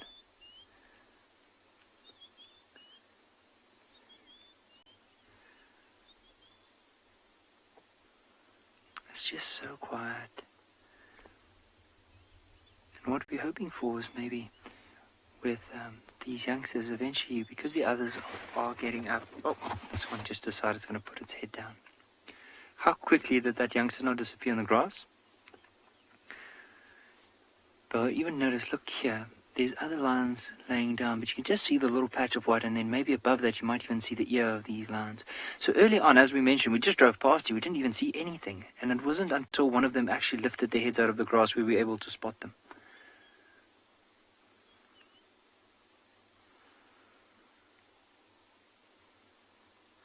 How beautiful is that for a scene? Look at the clouds, the lions right over here. You might even notice there's quite a big tree off to the left of the road there.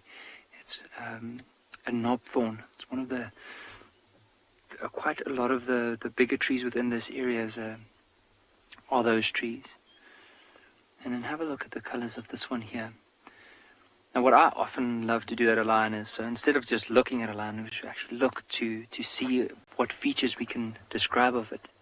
Because we'll be looking at things like maybe tears in the ears, we'll be looking at the pads, maybe even around the nose, see if there's any other scars. But if you look at this one here, he's still very tired, but also keeping that head up. You'll notice there's quite a bit of pink around the nose. Look at those whiskers, not as long as that of a leopard, quite small or a lot shorter. Notice very prominent white patch, and very tired.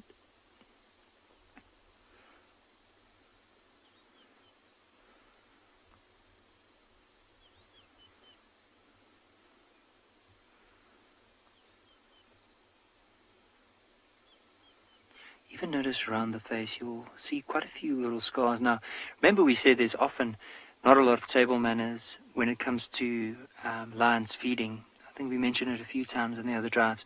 But even with these youngsters, whenever there's a kill, it's basically they fight for food. And sometimes they might lose an eye, they can get quite a few scratches, because as they are feeding, they might claw each other. And that's what you're seeing right there on the bridge of the nose.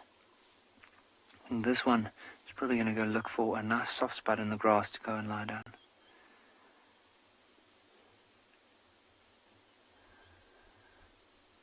but blend in so well. You'll see once this lion decides to lie down, look at how hard it is to see. And it's incredible, like that leopard you saw earlier, how well it blends in, especially up in the tree, or even when it moves in the grass. Also the lions, in summertime, sometimes when the grass is really green, they do stand out, but now this time of the year is when they really blend in so well.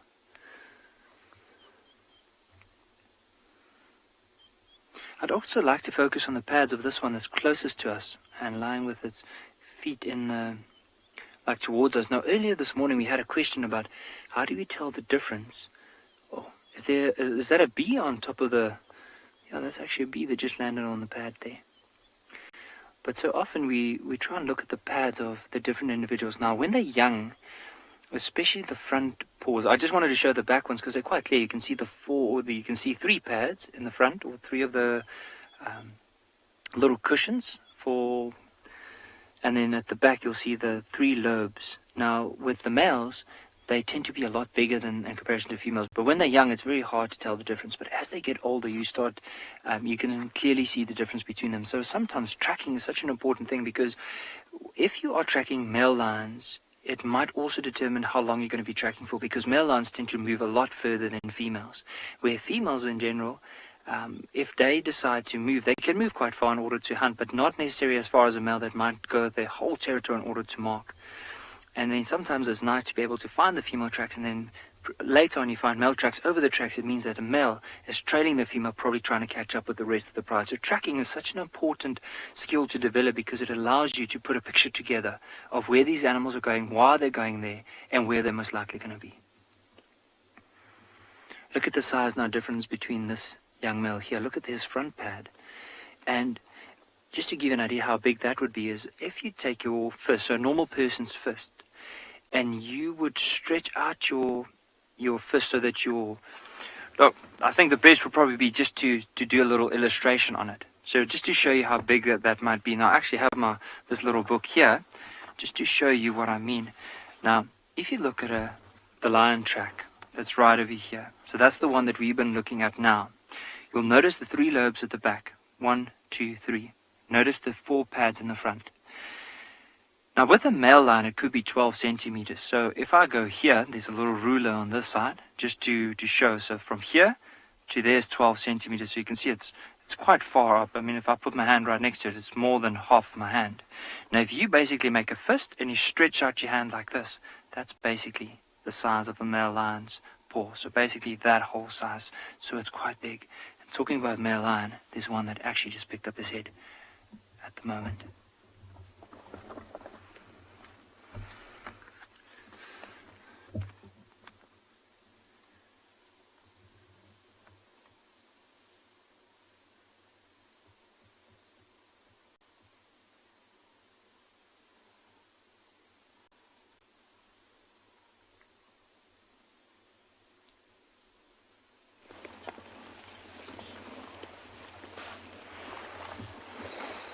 Thanks, Nikki. Well, we've caught up with Lion's favourite food. We're on the other side of the watching hole now. We found some leopard tracks, which we turned around to maybe come and follow up on, because the Ellies we were with earlier, when they got around the Buffelshoek watching hole, they got a bit frightened by something, and I didn't really think too much about it. And on our way back, we heard the exactly like that. My buffalo mimicking is great. Thank you, everybody. I appreciate the kind words. And so we thought we'd just come down to the watching hole, and maybe I'll allow you another little moment to just take in this wondrous scene.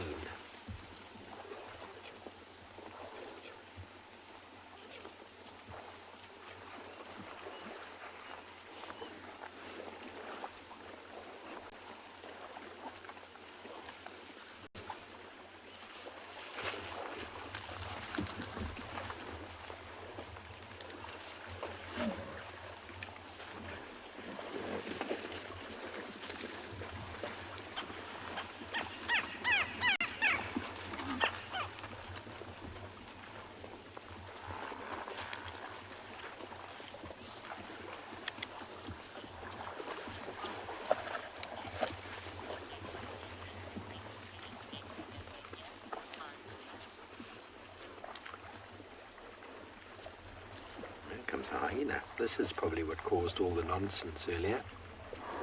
Who are you? Or maybe there is a leopard, and this fellow is going to help us find it.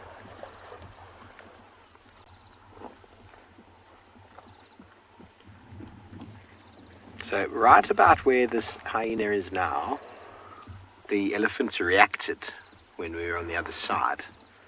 We didn't think too much about it. It's possible that there is a leopard on a kill, and that is what the hyena is smelling. It's a male leopard track.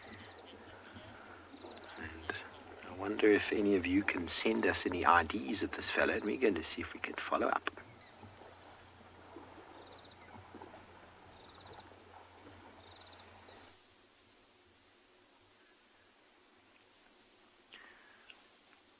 Beautiful is the smell, just deciding to move into that little patch of sunlight there.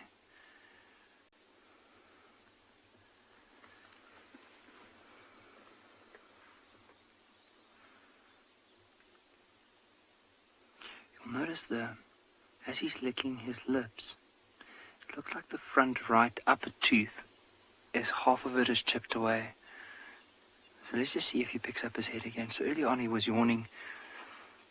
I'd like to see if we can see that again.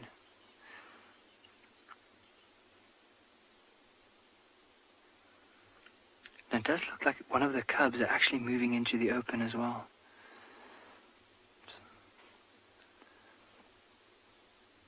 So and if we move slightly off to the right,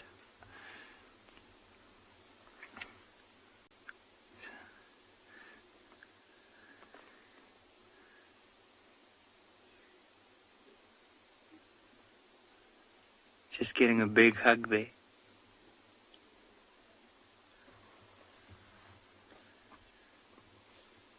The other one is coming in to join.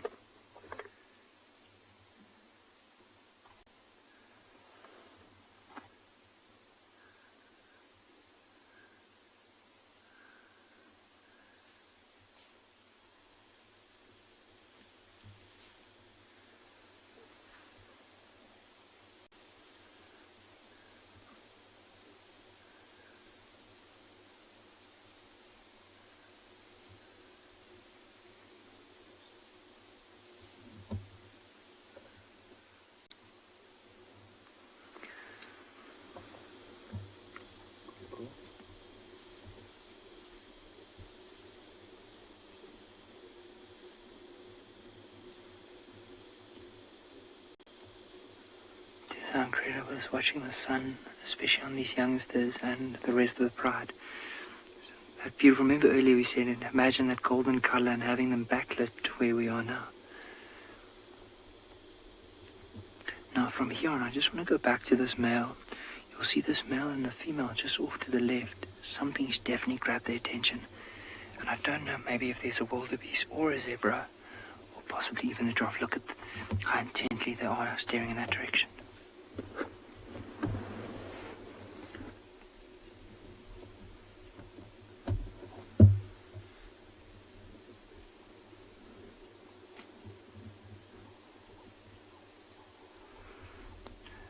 Sometimes when you do look at a lion's face, it tells you all these stories. Imagine with this male in particular, with all those scars, how many fights has he been in?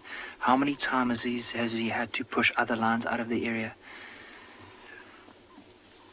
And even look at the difference in size. I mean, compare him against the female that's right next to him. I mean, that's a big female. And you'll notice that even her whole mouth, her head is a considerable amount smaller. I mean, a male lion like this could weigh almost 100 kilograms, or anywhere from 80 to 100 kilograms more than a female. So nearly 200 pounds more. So that's just a lot more. Like how, or just if you compare the size, it's a lot bigger than some of the females you get here. And even though there would be male lions that are bigger than this particular one that we're looking at now. But I do enjoy this mane. You can see this one has quite a light colored mane, and then once you move almost like to the very top of his head, you'll notice there's a bit more black. But something's definitely caught his attention. Picking up his head, lifting up his nose just to test the air.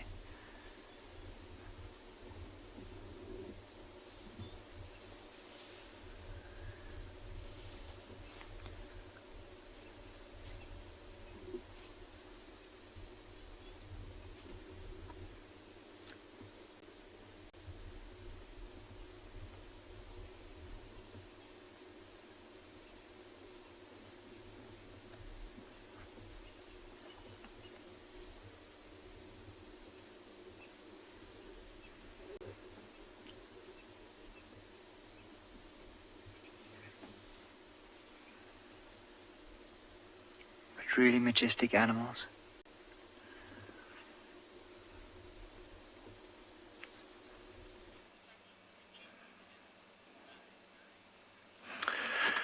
Good afternoon, everybody. I'm happy to be back on a sit. We are still on Juma Private Camera Reserve, where in front we also have got some special, which is just move on. My name is Raymond, together with a big K on my cameraman. So I just want to reposition a little bit for those animals. It is a little bit more interesting, especially on this side of a sunset.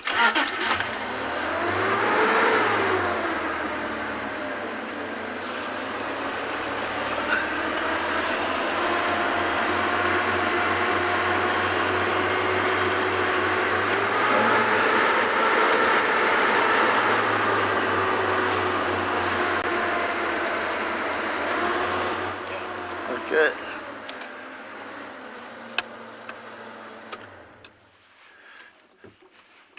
I can see the marvelous sunset as well right over here. No matter the zebra, they did run off.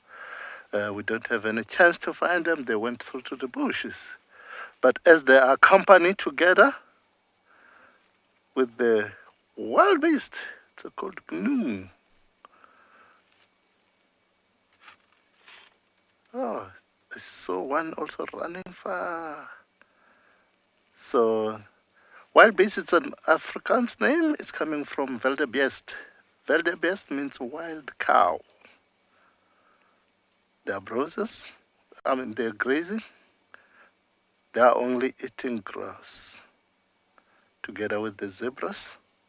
So they are also together with the impala. Sometimes you can find them sharing life together. The zebras are very good on eyesighting, and wild beasts very good on smelling, while impala good on speed running. So if you look very carefully, there is two birds right over there. There is a fork-tailed dronga and a lilac-breasted roller. I like this lilac-breasted roller very much. In Afrikaans, it's called a trokan, that means a wedding ring.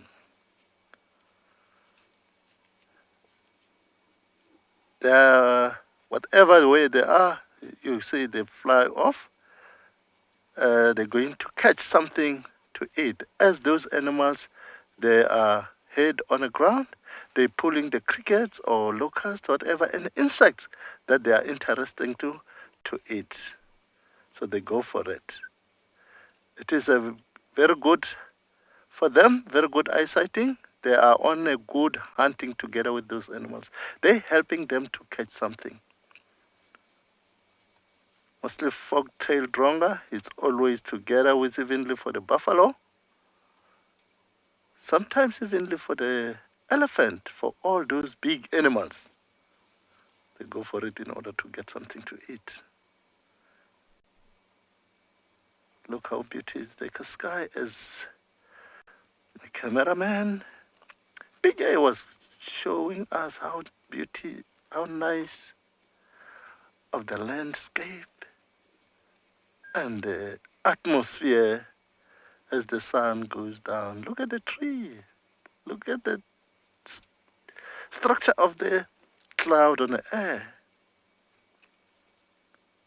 The sky getting more beauty.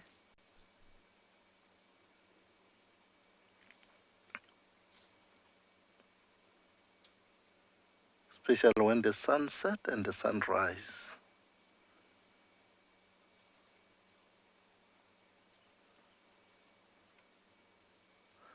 I do like wildebeest, with the reason of, as they are poor eyesighting, some other people, they say, oh, this animal is stupid. Some other people, they said, are stupid, but I said it's clever. So we're going to see if we can manage to get the hyena. Want to try to see the hyena.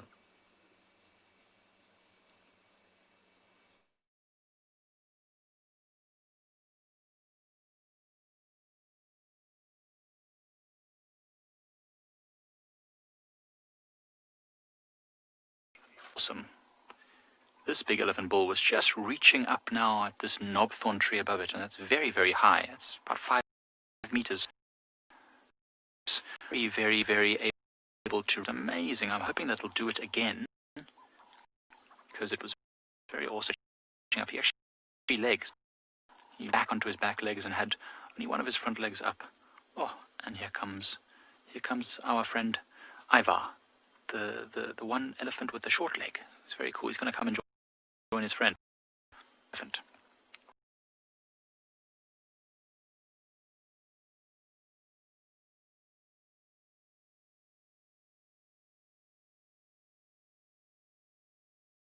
He's got a bit of a limp. Oh, now exactly when I say that he stops, but it's very interesting. This one elephant, he's got his back right leg is actually shorter than the other leg. It's shorter by about 6 inches. Super weird. And he takes it. It's straight like that. It's almost like he's got a peg leg. It doesn't seem to affect his ability to move around, and well, obviously he moves a bit slower, but he seems to be doing just fine. He feeds and he plays and he drinks and he does all the things I do. He's just got a very, very odd hip and short leg thing going on. I don't know if it was a birth defect, maybe. Maybe he was born with a defect. I don't know, actually. I think it must have happened when he was quite young, because being born with that sort of disability would have been very hard for it to keep up with the herd when it was moving. Ooh, I don't know if you can hear that behind us. Listen. There is an impala alarm calling.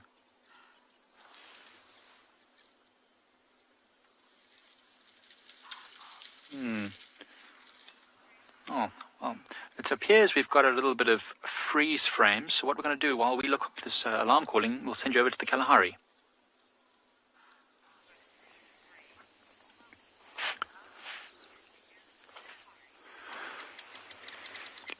I'm absolutely loving Sheldon doing what he does best. Look at that.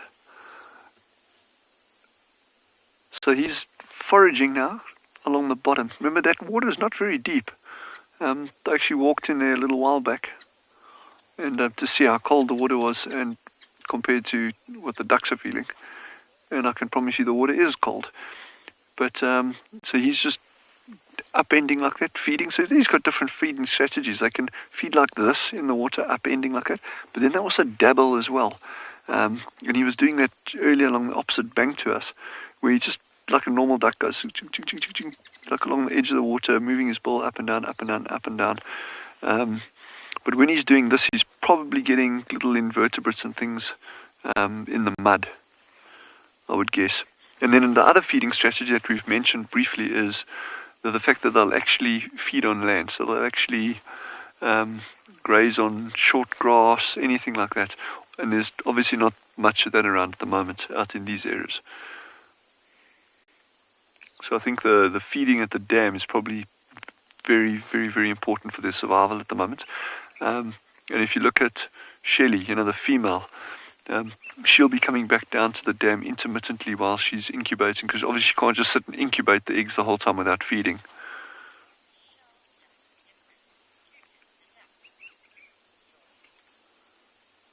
Joy has just asked, how is a shell duck different to a regular duck? To the best of my knowledge, and I will check it up for you, they are normal ducks. The name is interesting. We've actually looked up the name, tried to find the name, the origin of the name, but it doesn't seem to have, because it's not a S-H-E-L-L duck. It's just a single L. So it's quite an interesting one there. But I will come back to you tomorrow with a confirmed answer. So I'm actually looking it up as we're speaking, and I cannot make any obvious link to why they would be called a shell duck as opposed to, and the fact, even if you look at things like Egyptian geese, they're also ducks. That's called an Egyptian goose, but they're actually duck. The only true goose we got in South Africa is a pygmy goose.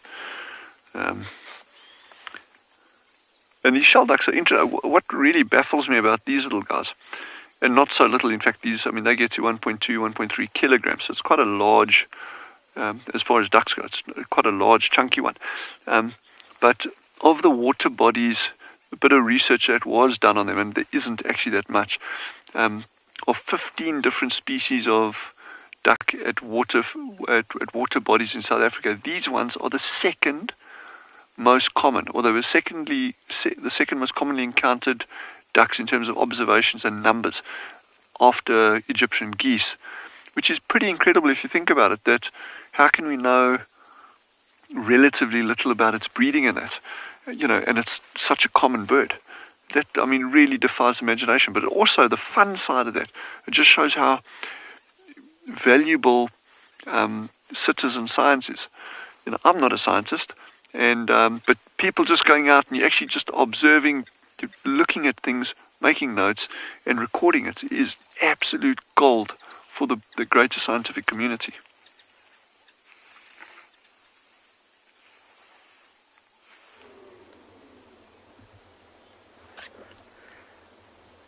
What perfect timing. Look at you.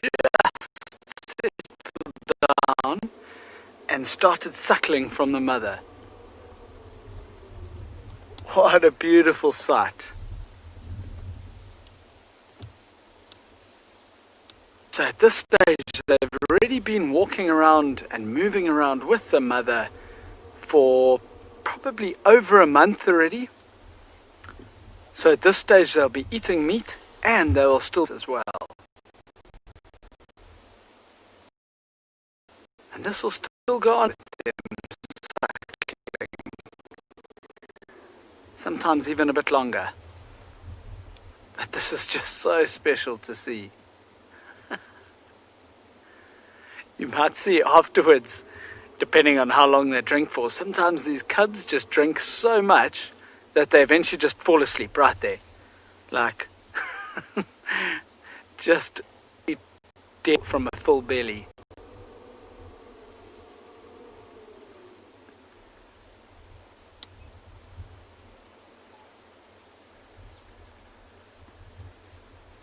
And that little young male that they were playing with just now has been getting quite a beating from the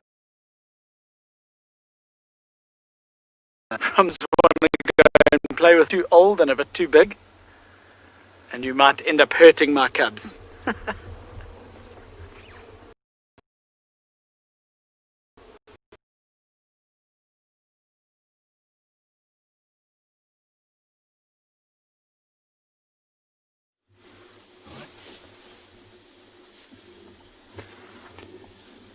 So earlier on, Clive mentioned with the mother was moving them away to suckle. Now these two little ones wanted to suckle, but as soon as they got to mom, she just moved up and moved further away. And I wonder maybe if she's just trying to move to a nice spot before she starts suckling them.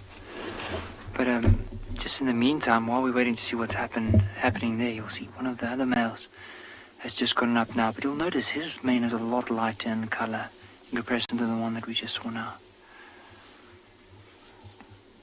Now what we might see often with male lions is something called a phlegm grin. So sometimes if a female urinates, the male would basically go and see if she's almost like ready to mate or not. So it's almost like what they'll do is they'll smell the urine. Let's see if he picks up his head. He'll wrinkle his nose and he'll pull up his lip and he'll lift his head quite high. It's called a phlegm grin. So have a look at that.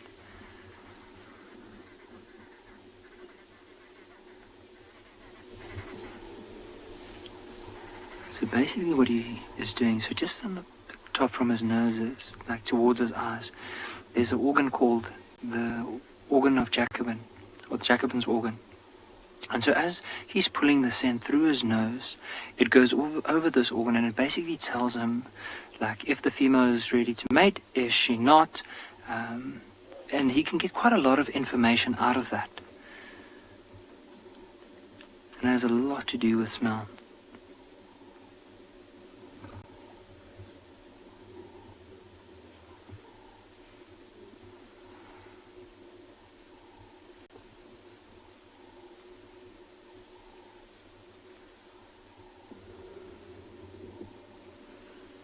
You'll notice, look at his teeth.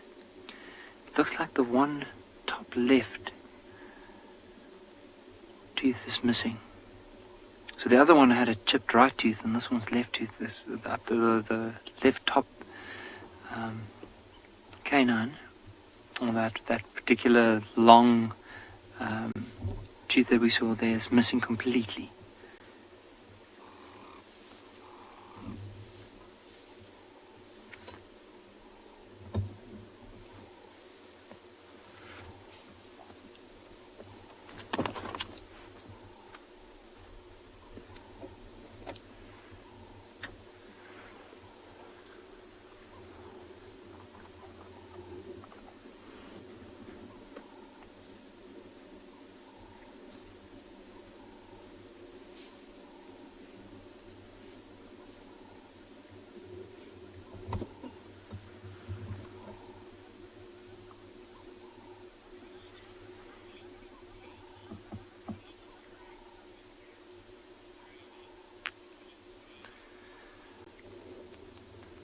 So, leopard lady with that young white lioness, so at the moment she's not joined up with the pride. There are reports from one of our other presenters, Tristan, that says that he has spotted her on a property not too far away from here called Avoca. Now, with that, it might mean that when this pride particularly call, it could be a chance that they could eventually meet up again, but we're not too sure. As it stands, we can see she's not here. It might be, for that lioness that was spotted, is probably the one from this pride. But there's quite a bit of a distance between where that young female could possibly be and where the rest of the pride is here. So, as it stands, there's nothing here, but hopefully, I mean, if these lions, so you see where the sun is setting behind them. So the last time she was seen with them was in that direction, so in a westerly direction, right in that particular area. Now, if they decide to carry on, because that's their general movement towards that area, and they start calling, there is a chance. I mean, it's never a guarantee with lions, but there is a chance that they could eventually join up. It all depends. I mean, it depends if she's able to survive during the cold nights, maybe, if she doesn't encounter any other pride, if there's not a lot of hyenas around. I mean, there's a lot of different factors that are possibly against her. And also because of the fact that she's also a white lion makes her stand out quite a bit, especially in comparison to most of these other ones. So look at the color of this one in comparison to that white lion that we've seen earlier, that young male. So I think for us, the best thing we can do now is just hope that there is a chance that they could eventually link up. But as I said, there's absolutely no guarantee that that could possibly happen.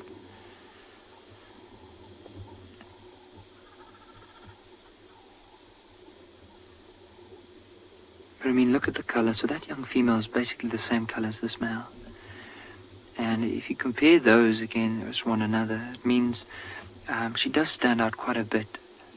But like before we can say anything, I think what we'll have to do from here is just give it time and see what happens from here.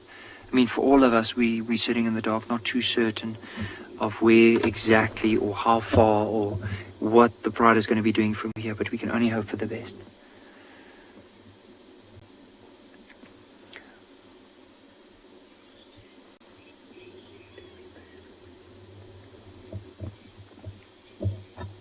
Ignacio, with this particular pride, it ranges could be anywhere from 2 lions all the way up to 4 or 5.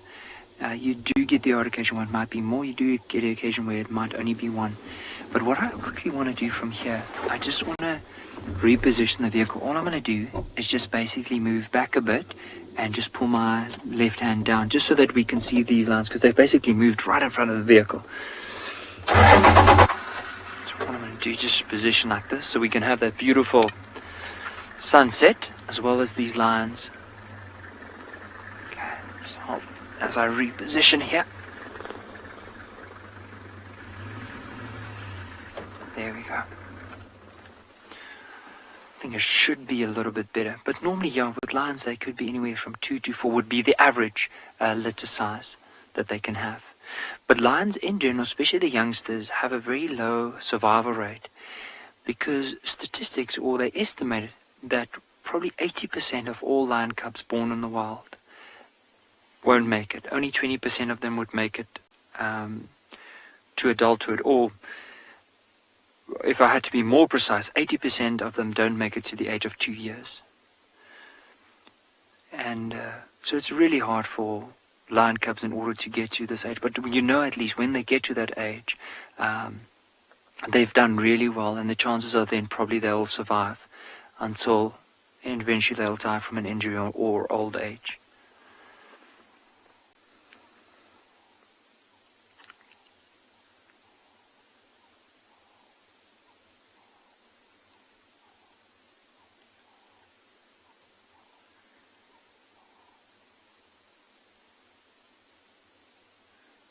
You can just see the face of the one youngster. I'm not too sure if it's nibbling one of the siblings or or possibly even like bite its tail. Now, Hannah, with the lion cubs, I mean, there's a variety of different possible dangers. I do know hyenas are could be quite a big danger, especially every time the mom has to leave the young cubs in order to go and hunt, especially when they get to the age before they're introduced to the pride.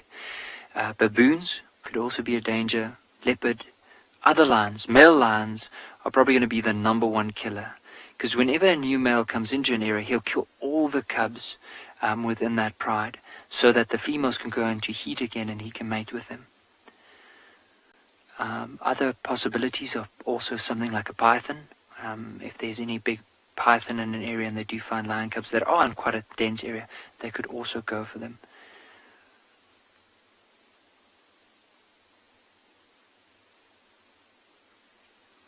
I mean, near the water, in some areas in Botswana, it's often, especially the marsh areas where there's a lot of water, then crocodiles could also be a potential danger.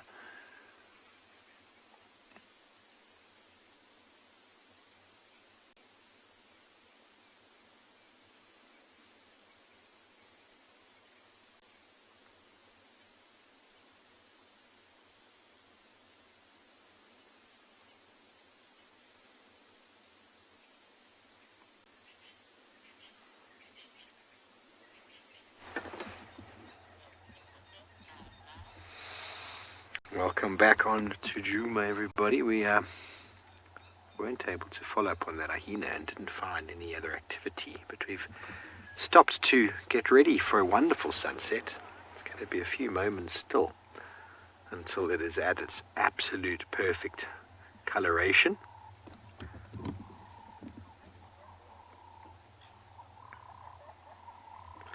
But we're just going to sit and enjoy it for a little while.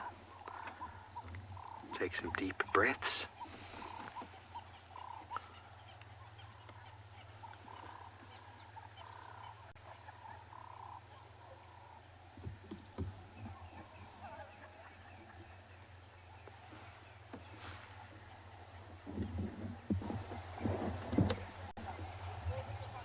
I can hear a car coming, so I do apologize about any noise that might enter the frame.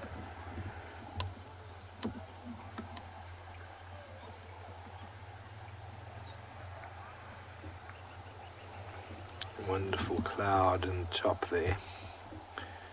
Really, really picturesque. It's been burning off quite a bit. We thought it was going to be the most sensational sunset with, oh, that's nice, with that cloud. But if you all want to just sit down, sit back, relax. Sounds like the car might have turned down another road, so I'm now going to allow you all to have a few moments of silence.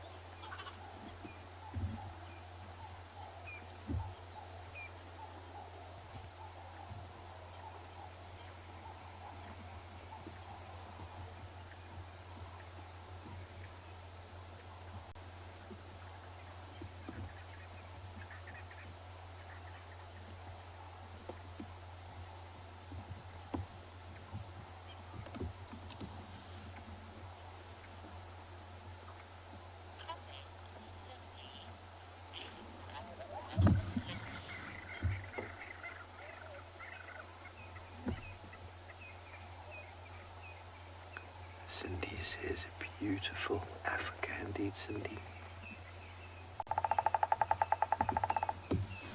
Yeah, the drumming of the bearded woodpecker.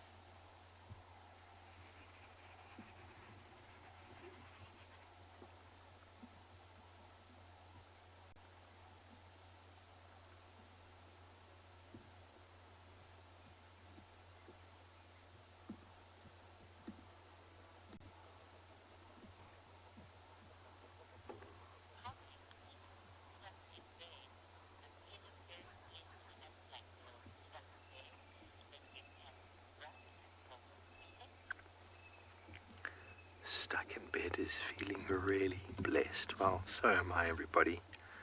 Really, really blessed to be able to share sunrises and sunsets with all of you.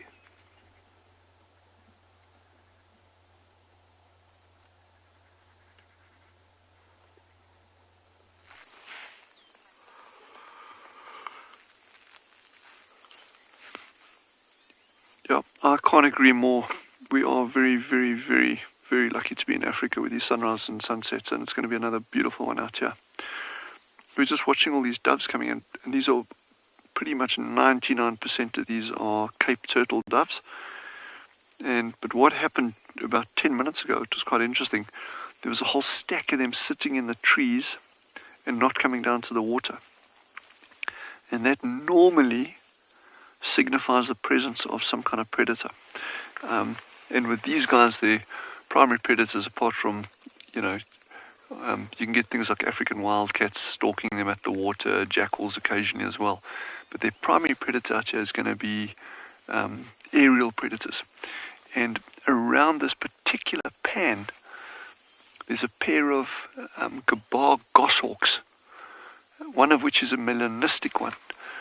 And they've been here for years. And every year they nest very, very close by here. And, they are superb birds of prey in terms of catching doves and these little other passerines. So I think there may be something going on around this area. The doves seem to have settled a little bit, but also that's what these raptors do. These raptors are, they don't just fly around hoping to catch something. They can sit for long, long, long periods, dead still. And especially your accipiters, these small goshawks and that, they'll sit inside the canopy of a tree. And so the birds may see it go in, and then eventually they'll lose interest because the thing sits dead still, and they're kind of like, all right, no threat there. And they go down, drink, and then the next lot that comes in has no idea that this bird of prey is sitting there. So I'm hoping, and I mean, the chance will be incredibly tiny, but you never know if you get a hunt or a chase from a bird of prey taking place around the dam over here. But it is also just beautiful sitting and watching these doves just coming and going here. And Darby's really enjoying it, but such a pity, that Jandre's not here, because Jandre would have loved to sit and watch these doves like this. It was one of his favorite things to do out here at Tswalu. And I hope he's out there watching us somewhere.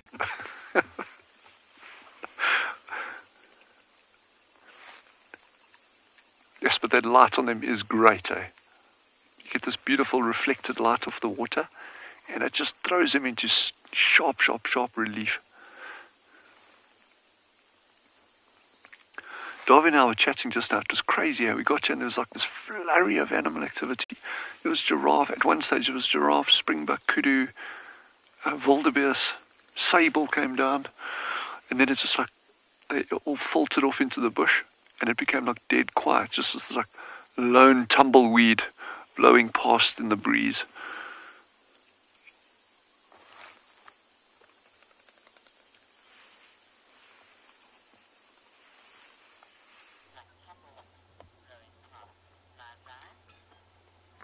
Thanks, Dylan. Well, you can't have them all, I suppose.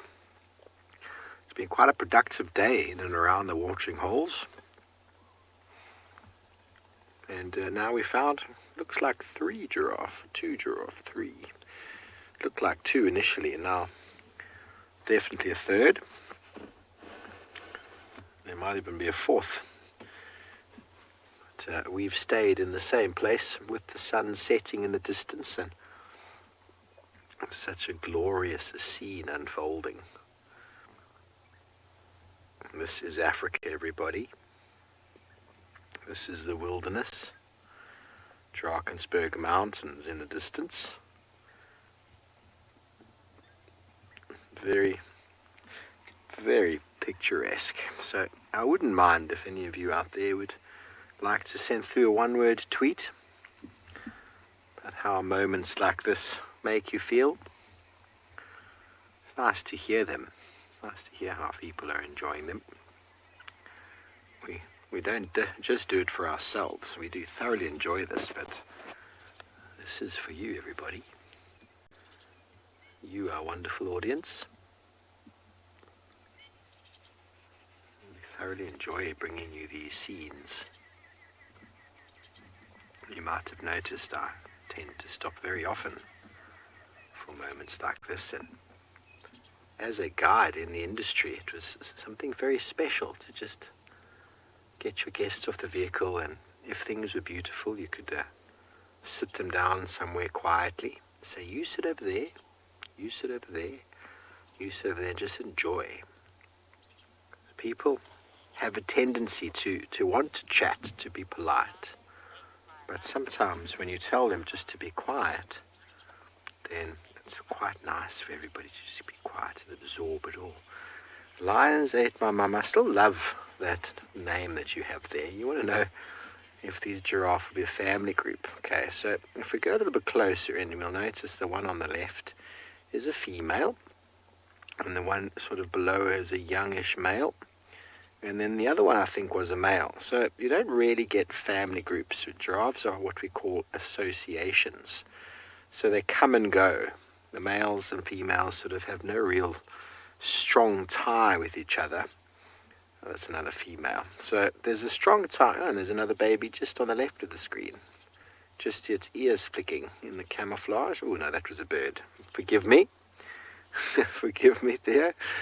And so you'll find males coming and going and females being together sometimes, and the female with their offspring. So it's a little family group for sure. Mother with a youngster, maybe a friend, cousin. They move around in these groups to keep themselves safe, but there's no real strong bond between them.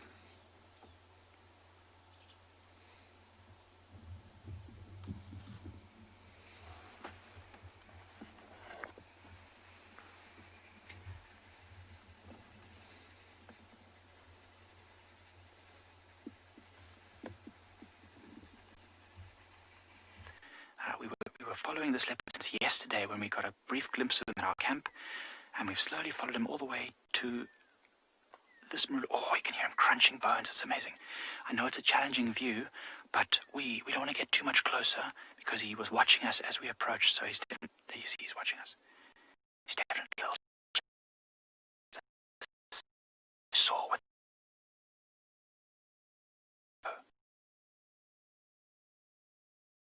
Quite close. We're only about 20 meters away, and he's busy feeding, and he's not too worried. That's really great. So if we say, take one,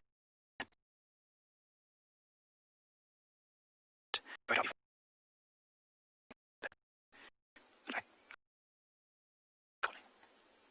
can hear lions calling as well. This is tense.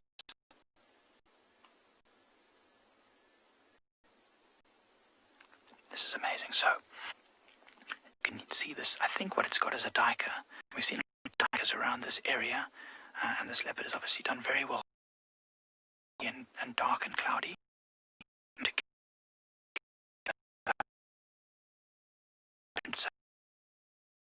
And a lot of different very active. In fact, we are not.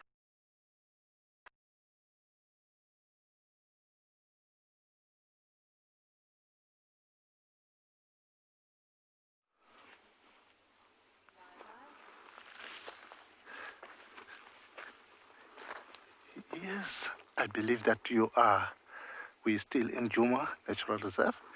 You did enjoy a lot about the lions and buffaloes and leopard and over here. So now right over here, where am I? I'm on top of a termite mound. The termite mound, which is started on a level area where they can manage to build or to farm their food. If you look very carefully right over here, there are some roots. Those roots, it's for this tree, which is so-called a boabin tree. The boabin, together with the jackalberry, are those one mostly they are growing, or the termite to go through to them in order to build their house, in order to farm their food. So those roots are protecting as well as the termite through to the aardvark. The aardvark is those one who mostly win through to the termite, because they can manage to dig until they reach the area where they are. So those roots, sometimes they do disturb the aardvark when it's digging. Find another root and trying to get another area, find another root and get to another area, find another root. That makes him to give up and off he go. So the termite surviving. That's why most of the time when you look around or you're driving through to the bush, especially here in Sabisand, the termite which are still active are only the termite which have got the boabin or the jackalberry, because they have got a lots of roots like this. All those roots, it's sort of like a net inside over there and disturb that aardvark when it's digging. So you need to get someone, some other termite which is plain without any big trees. It is an opportunity for them to win until they reach inside. The termite, as they are divided into 3 species, they have got a king and a queen, which their work is only to make another termite. They also have got the workers, which they're bringing there's particles of grasses, of the woods or whatever, in order to make the fungus that manage to eat. Termite are the second highest protein here in Africa, which is very nice, creamy, crunchy when you eat. And does it need that much? Just a little bit oil and the salt, and then you fry on a pan, you cook it. It's how you cook it. The recipe, it's easy. So the first highest protein, it is mopane worm. Have you ever tasted mopane worm? If you never taste the mopane worm, come here in South Africa. You will get those one evenly in supermarket. It is very, very, very nice, delicious. Those mopane worms, they call it mopane worms because we find them mostly in mopane trees. As we find them mostly on mopane trees, they're becoming sort of mopane worms. They're only eating leaves. You get those mopane worms during springtime. It's where you can manage to get this one. But the termite, we don't have exactly a season, but it's only in summer. Whatever wet, we receive lots of rain. So those babies, you need to get a bucket, you collect all of them, you put in a bucket. If you put in a bucket with water, they are dying. So they are very, very, very delicious. As from now, you can see how high it is. Some of them, they don't have a chance to grow up until over here. Okay. This huge giraffe bull has just moved out, and he's standing directly behind the shelduck, old Sheldon there. So I think this bull will move down and come drink just now.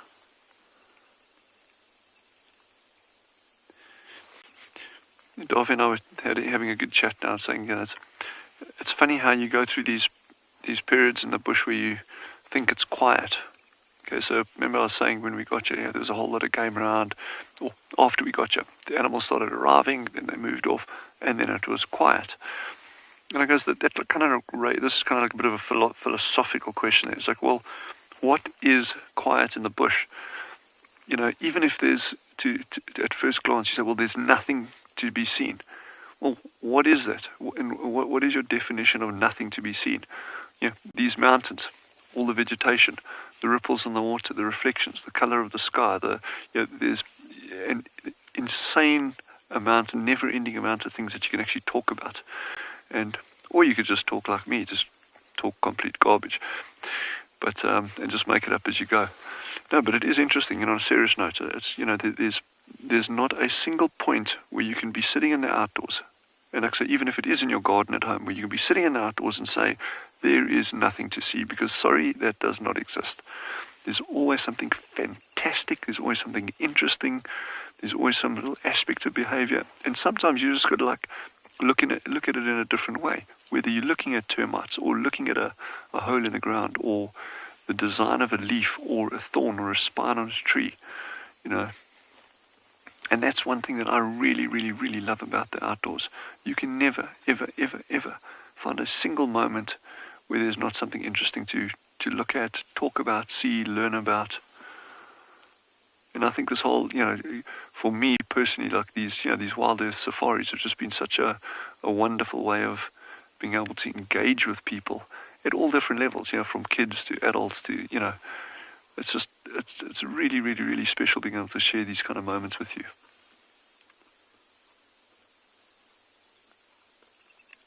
That giraffe is very, very aware that we are here. And that's the other thing.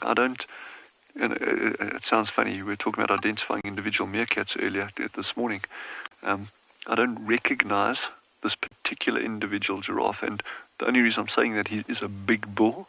And we've had a number of bulls drinking here over the past couple of weeks, and a lot of them come in and they're completely relaxed. They take one look at you and then forget about it and they go drink.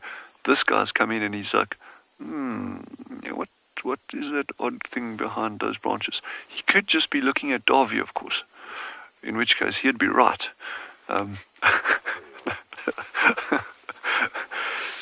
Maybe it's just because Davy, and unfortunately we can't show it on TV, but Davy is actually wearing a giraffe onesie, which is really weird, I thought, but,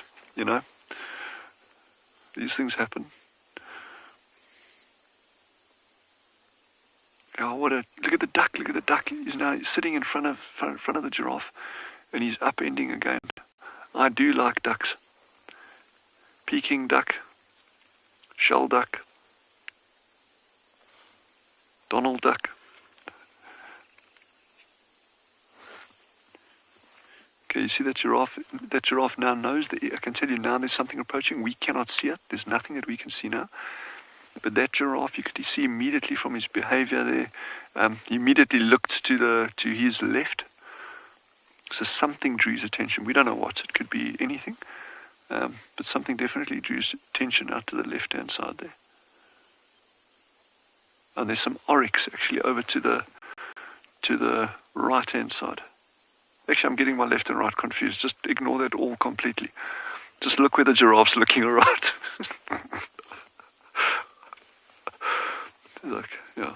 So there's two oryx there. They've just moved down.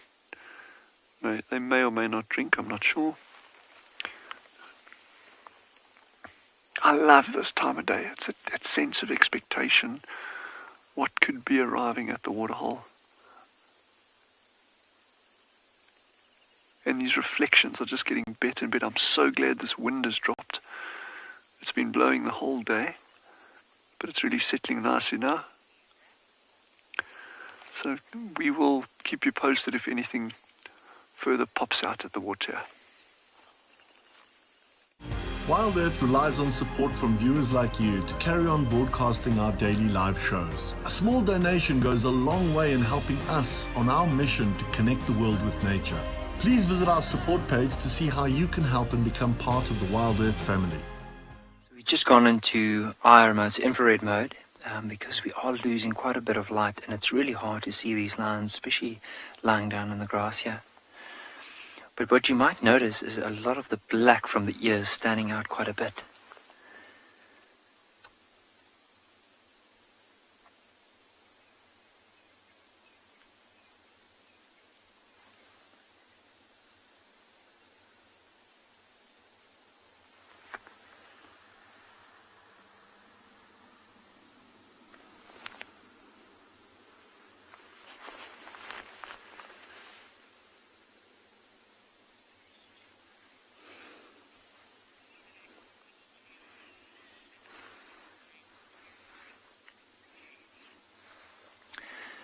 James, what we've noticed over the last little while, especially with wintertime, is that they have been moving quite a lot more.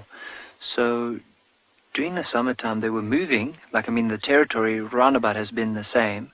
But just normally during the wintertime, we've noticed that their movements, that they travel, especially during the night, is a lot further, the distances in comparison to that of the summer. But the territory, more or less, still the same. There hasn't been any great changes within their general movements. We have noticed, though, that they have been pushing a little bit more towards the northern side of the reserve. However, when they do move back south, is exactly the same area where they will normally turn around and start heading back.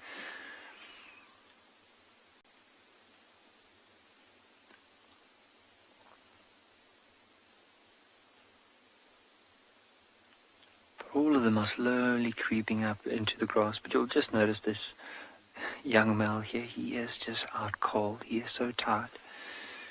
And the thing is, they have been around here for the last 2 days, so I'm sure he's well rested. He's just conserving that last little bit. And if he doesn't have to get up or burn any energy, he won't do that until it's time for them to move. But what I think what will happen from here is this pride. If they do decide to move, they're only going to move in a northerly direction or west. It all depends on which direction the wind's going to come from. But if they do need to move, they'll probably be in the direction. They already had water, they had something to eat, so from here on they'll probably start looking out possibly for another meal.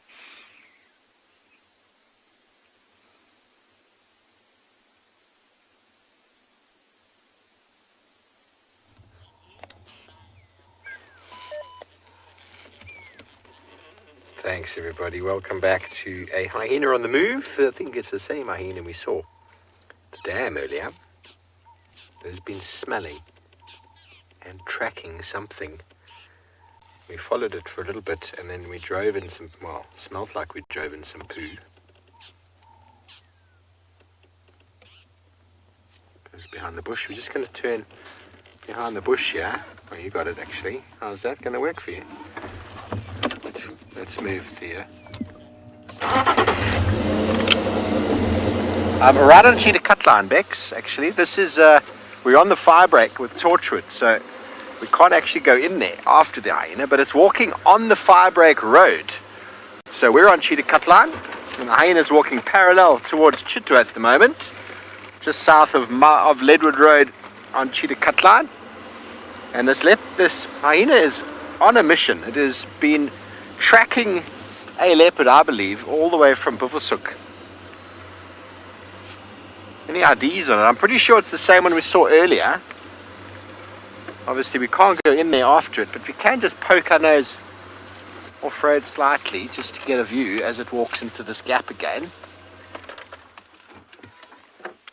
We might just be going for a drink, all we know. But why go all the way from Buffelshoek watering hole to Chitwa for a drink? I suppose.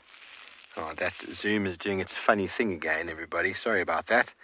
But I suppose some of us do it too. It's called a pub crawl, isn't it? A pub crawl? South Africans don't know what that is anymore.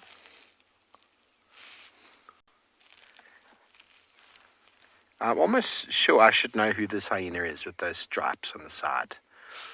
It's not a female that I know, but it's one of the males. So I'm almost sure. Michael Fleetwood says this is Heart. Michael Fleetwood, I don't know. I mean, I haven't seen the ear. Heart's got that it looks like she might have that funny ear. Haven't had a proper frontal from her yet. We've just been tracking her for some time. Doesn't have Heart's ear, Michael. Doesn't have either of the chunks out of... Heart's got a bite out of one of her ears, like a perfect little V in the top. But I do stand to be corrected. I do not admit to being an expert at these things, and I know Michael often gets these things spot on. Let's try again, shall we, Theo? Get around in the front. And at the rate this hyena is going, we're going to be on Chitwe in a couple of minutes, so we'll be able to follow it there.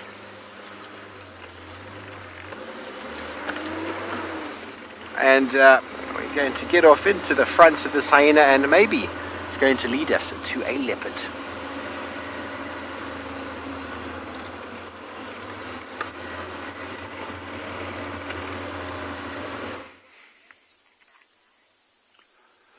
Yeah, this giraffe is definitely not a bull that I recognize.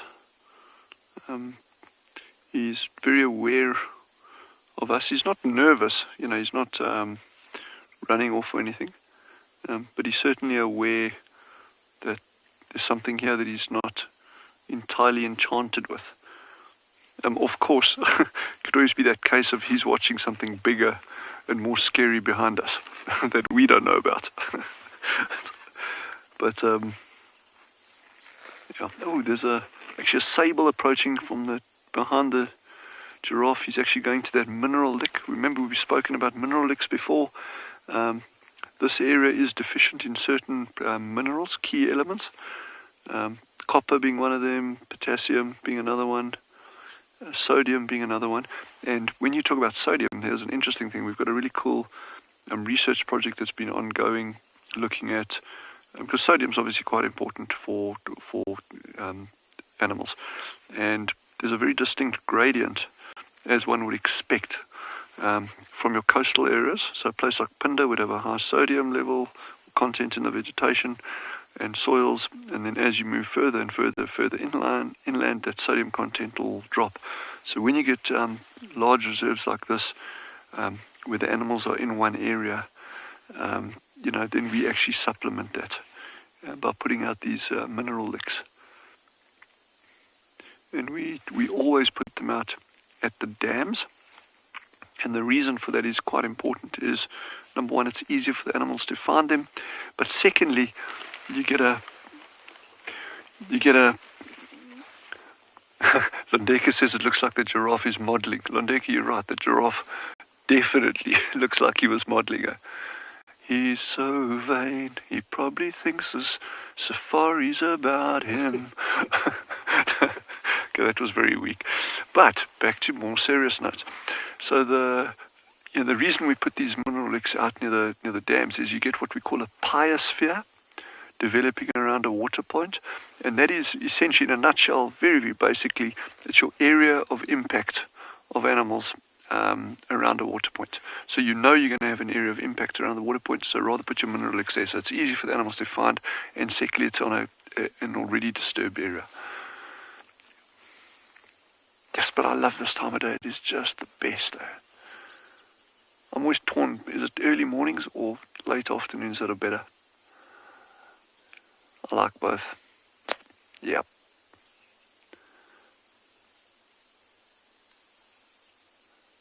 And I'll shell, and he's still dabbling his way around the dam. Got a lot of dove activity still, although that's going to start tapering off now, the doves, just because the light levels are dropping rapidly now, and the temperatures. So they want to go, they're going to come in for last minute bit of feeding, and then they're going to move off.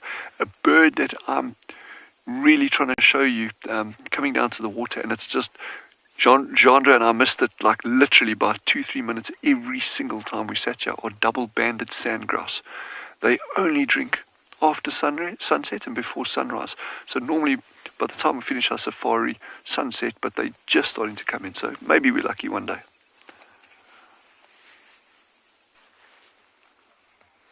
Thanks, Dylan. We had some double bandeds in the road a little while ago. And this is our hyena again. I'm almost certain it's not heart, everybody. There's no nick in the ear. Heart's got a very prominent nick. Oh, there it is. There it is. There's the nick. How I missed that with my binoculars a moment ago is beyond me. But thank you, Michael. It is heart. The females of the Djuma clan are quite easy to identify with the ears. But the rest of them aren't that easy. This is Gary Main. That was Torchwood. And Heart is on her way to smell something. We don't know what she's been smelling, but we definitely drove over, or very nearly close to, a very fresh and smelly leopard scat. Might have been lion. I really don't know the difference between the two of them with regards to smell.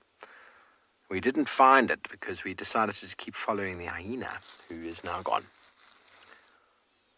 So everybody, I'm going to go back to exactly where I had that smell of the poo. I know it sounds quite gross for all of you, but very likely that we might be able to pick up on some sign of a beautiful female leopard, perhaps.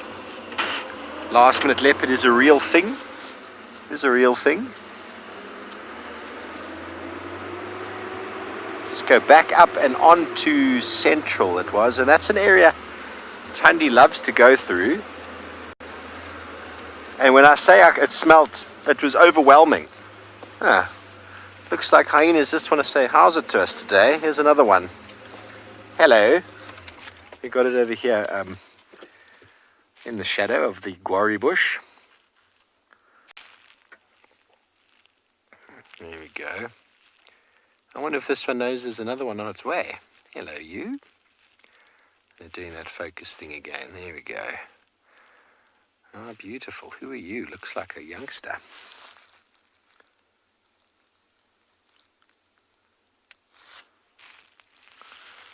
No? How is it possible that hyena we saw a moment ago got out there? It's not possible. It's a different hyena. But it's got a similar nick in the ear. Gosh, everybody. I don't know sometimes.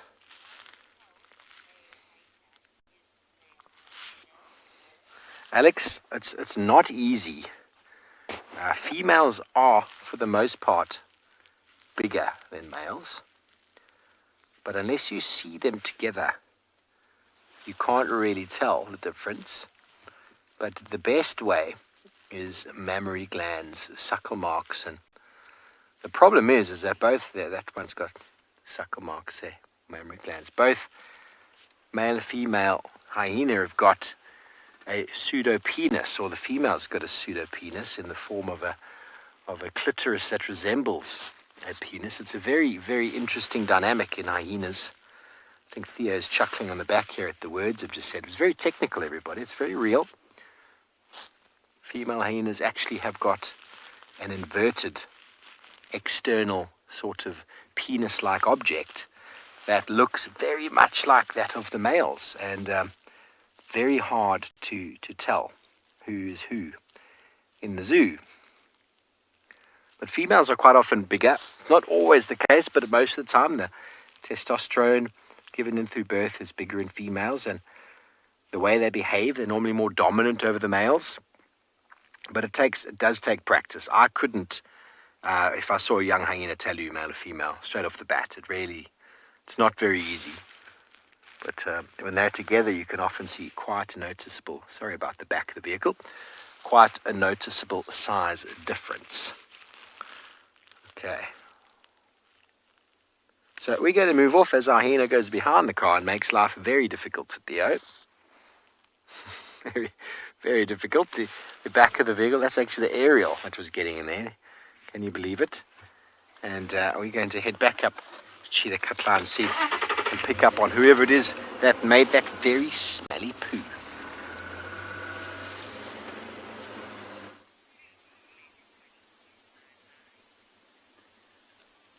We've just been sitting here just to see what the pride is up to. Now, early on, the female decided to, with the young cubs, decided to move up into a termite mound. And as soon as she started moving, that Ross male just off to the right of the screen just picked up his head. We just want to see if that youngsters are still there. Oh, there we go. I think right at the very top, you can see the mom lying down with the two youngsters just behind her. And I wonder if she's using that as a bit of a vantage point just to scan. Remember earlier we said there was something that was moving there and all the other lions picked up their heads. Now, with the wind coming from that side towards her, she might just be using that as a vantage point, but also just testing the air now and again to see if there's anything around. They might also just be listening. Sometimes with the area that we're in now, it's quite dense, but there are these little open patches where you could find things like wildebeest, maybe impala, zebra could settle in for the night. And that's what they could be listening out for.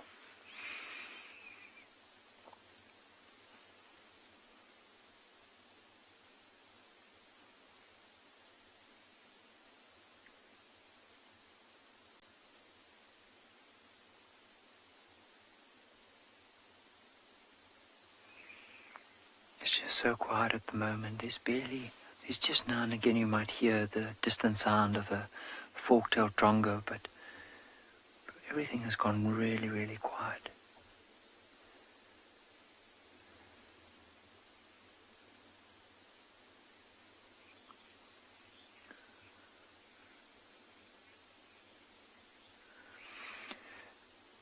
Anushka, it all depends on the particular pride. If there's a lot of individuals, so let's say with this pride here, at a stage there will be so many members within this pride that when they do make a kill on something, that not all the individuals are going to have something to eat. So let's say now if they had to make a kill on even 2 impalas, some of them might not even get as much as a little bite from whatever might be there, unless it's something big like a buffalo, or maybe even something bigger like a little elephant. The chances are very likely that it's going to be able to feed the whole pride. Once it gets to that stage, some members of the pride will break away so that there's less individuals to feed so that they can get more food, and so therefore they'll be able to survive. But and sometimes, especially in Botswana, there's a place called Tswalu where there's a pride of lions that will gather during the winter time of the year in order to hunt elephants. They specialize in hunting young elephants. But sometimes that pride will then break away and only occasionally will start joining up again whenever they need to take down something bigger. But in this case, where we are currently situated, is what we find with these prides, as soon as they get there's too many of them, and whenever they do hunt, that there's a lot of pressure on the individuals because they're not getting enough, then they'll start moving away. We have these few individuals that would break away from the pride.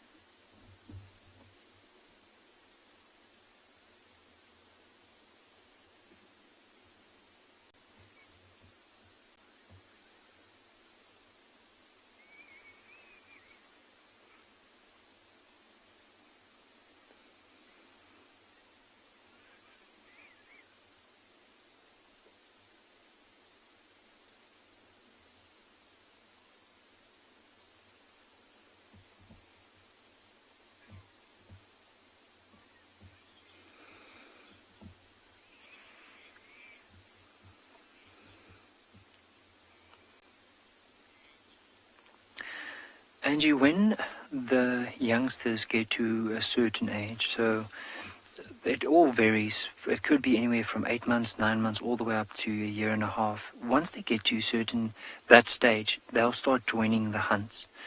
And you'll see with the first couple of hunts they join, they get so enthusiastic about the hunt that they eventually spoil it because they'll start running out of cover and then give that particular animal fright. What I have noticed as well with some of the individuals or some lion prides in the area is that sometimes when those youngsters get to a certain age, they'll move almost into an open area, distract whatever prey is there, and while they do that, the females will move around and then hunt from there.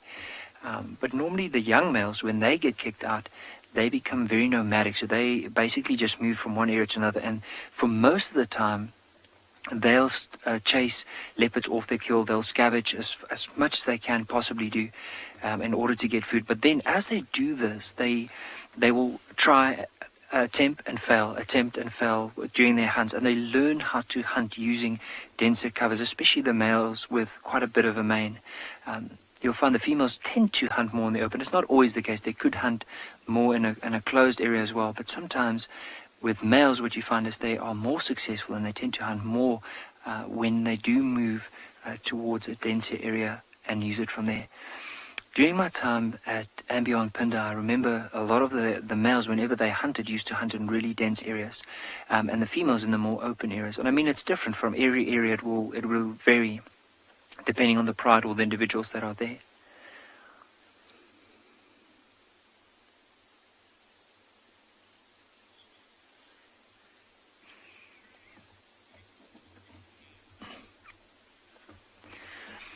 Butterfly, with a pride like this, whenever the males are not with the pride, and even let's say the young male would be here, you'll find that the lionesses tend to hunt more than the males.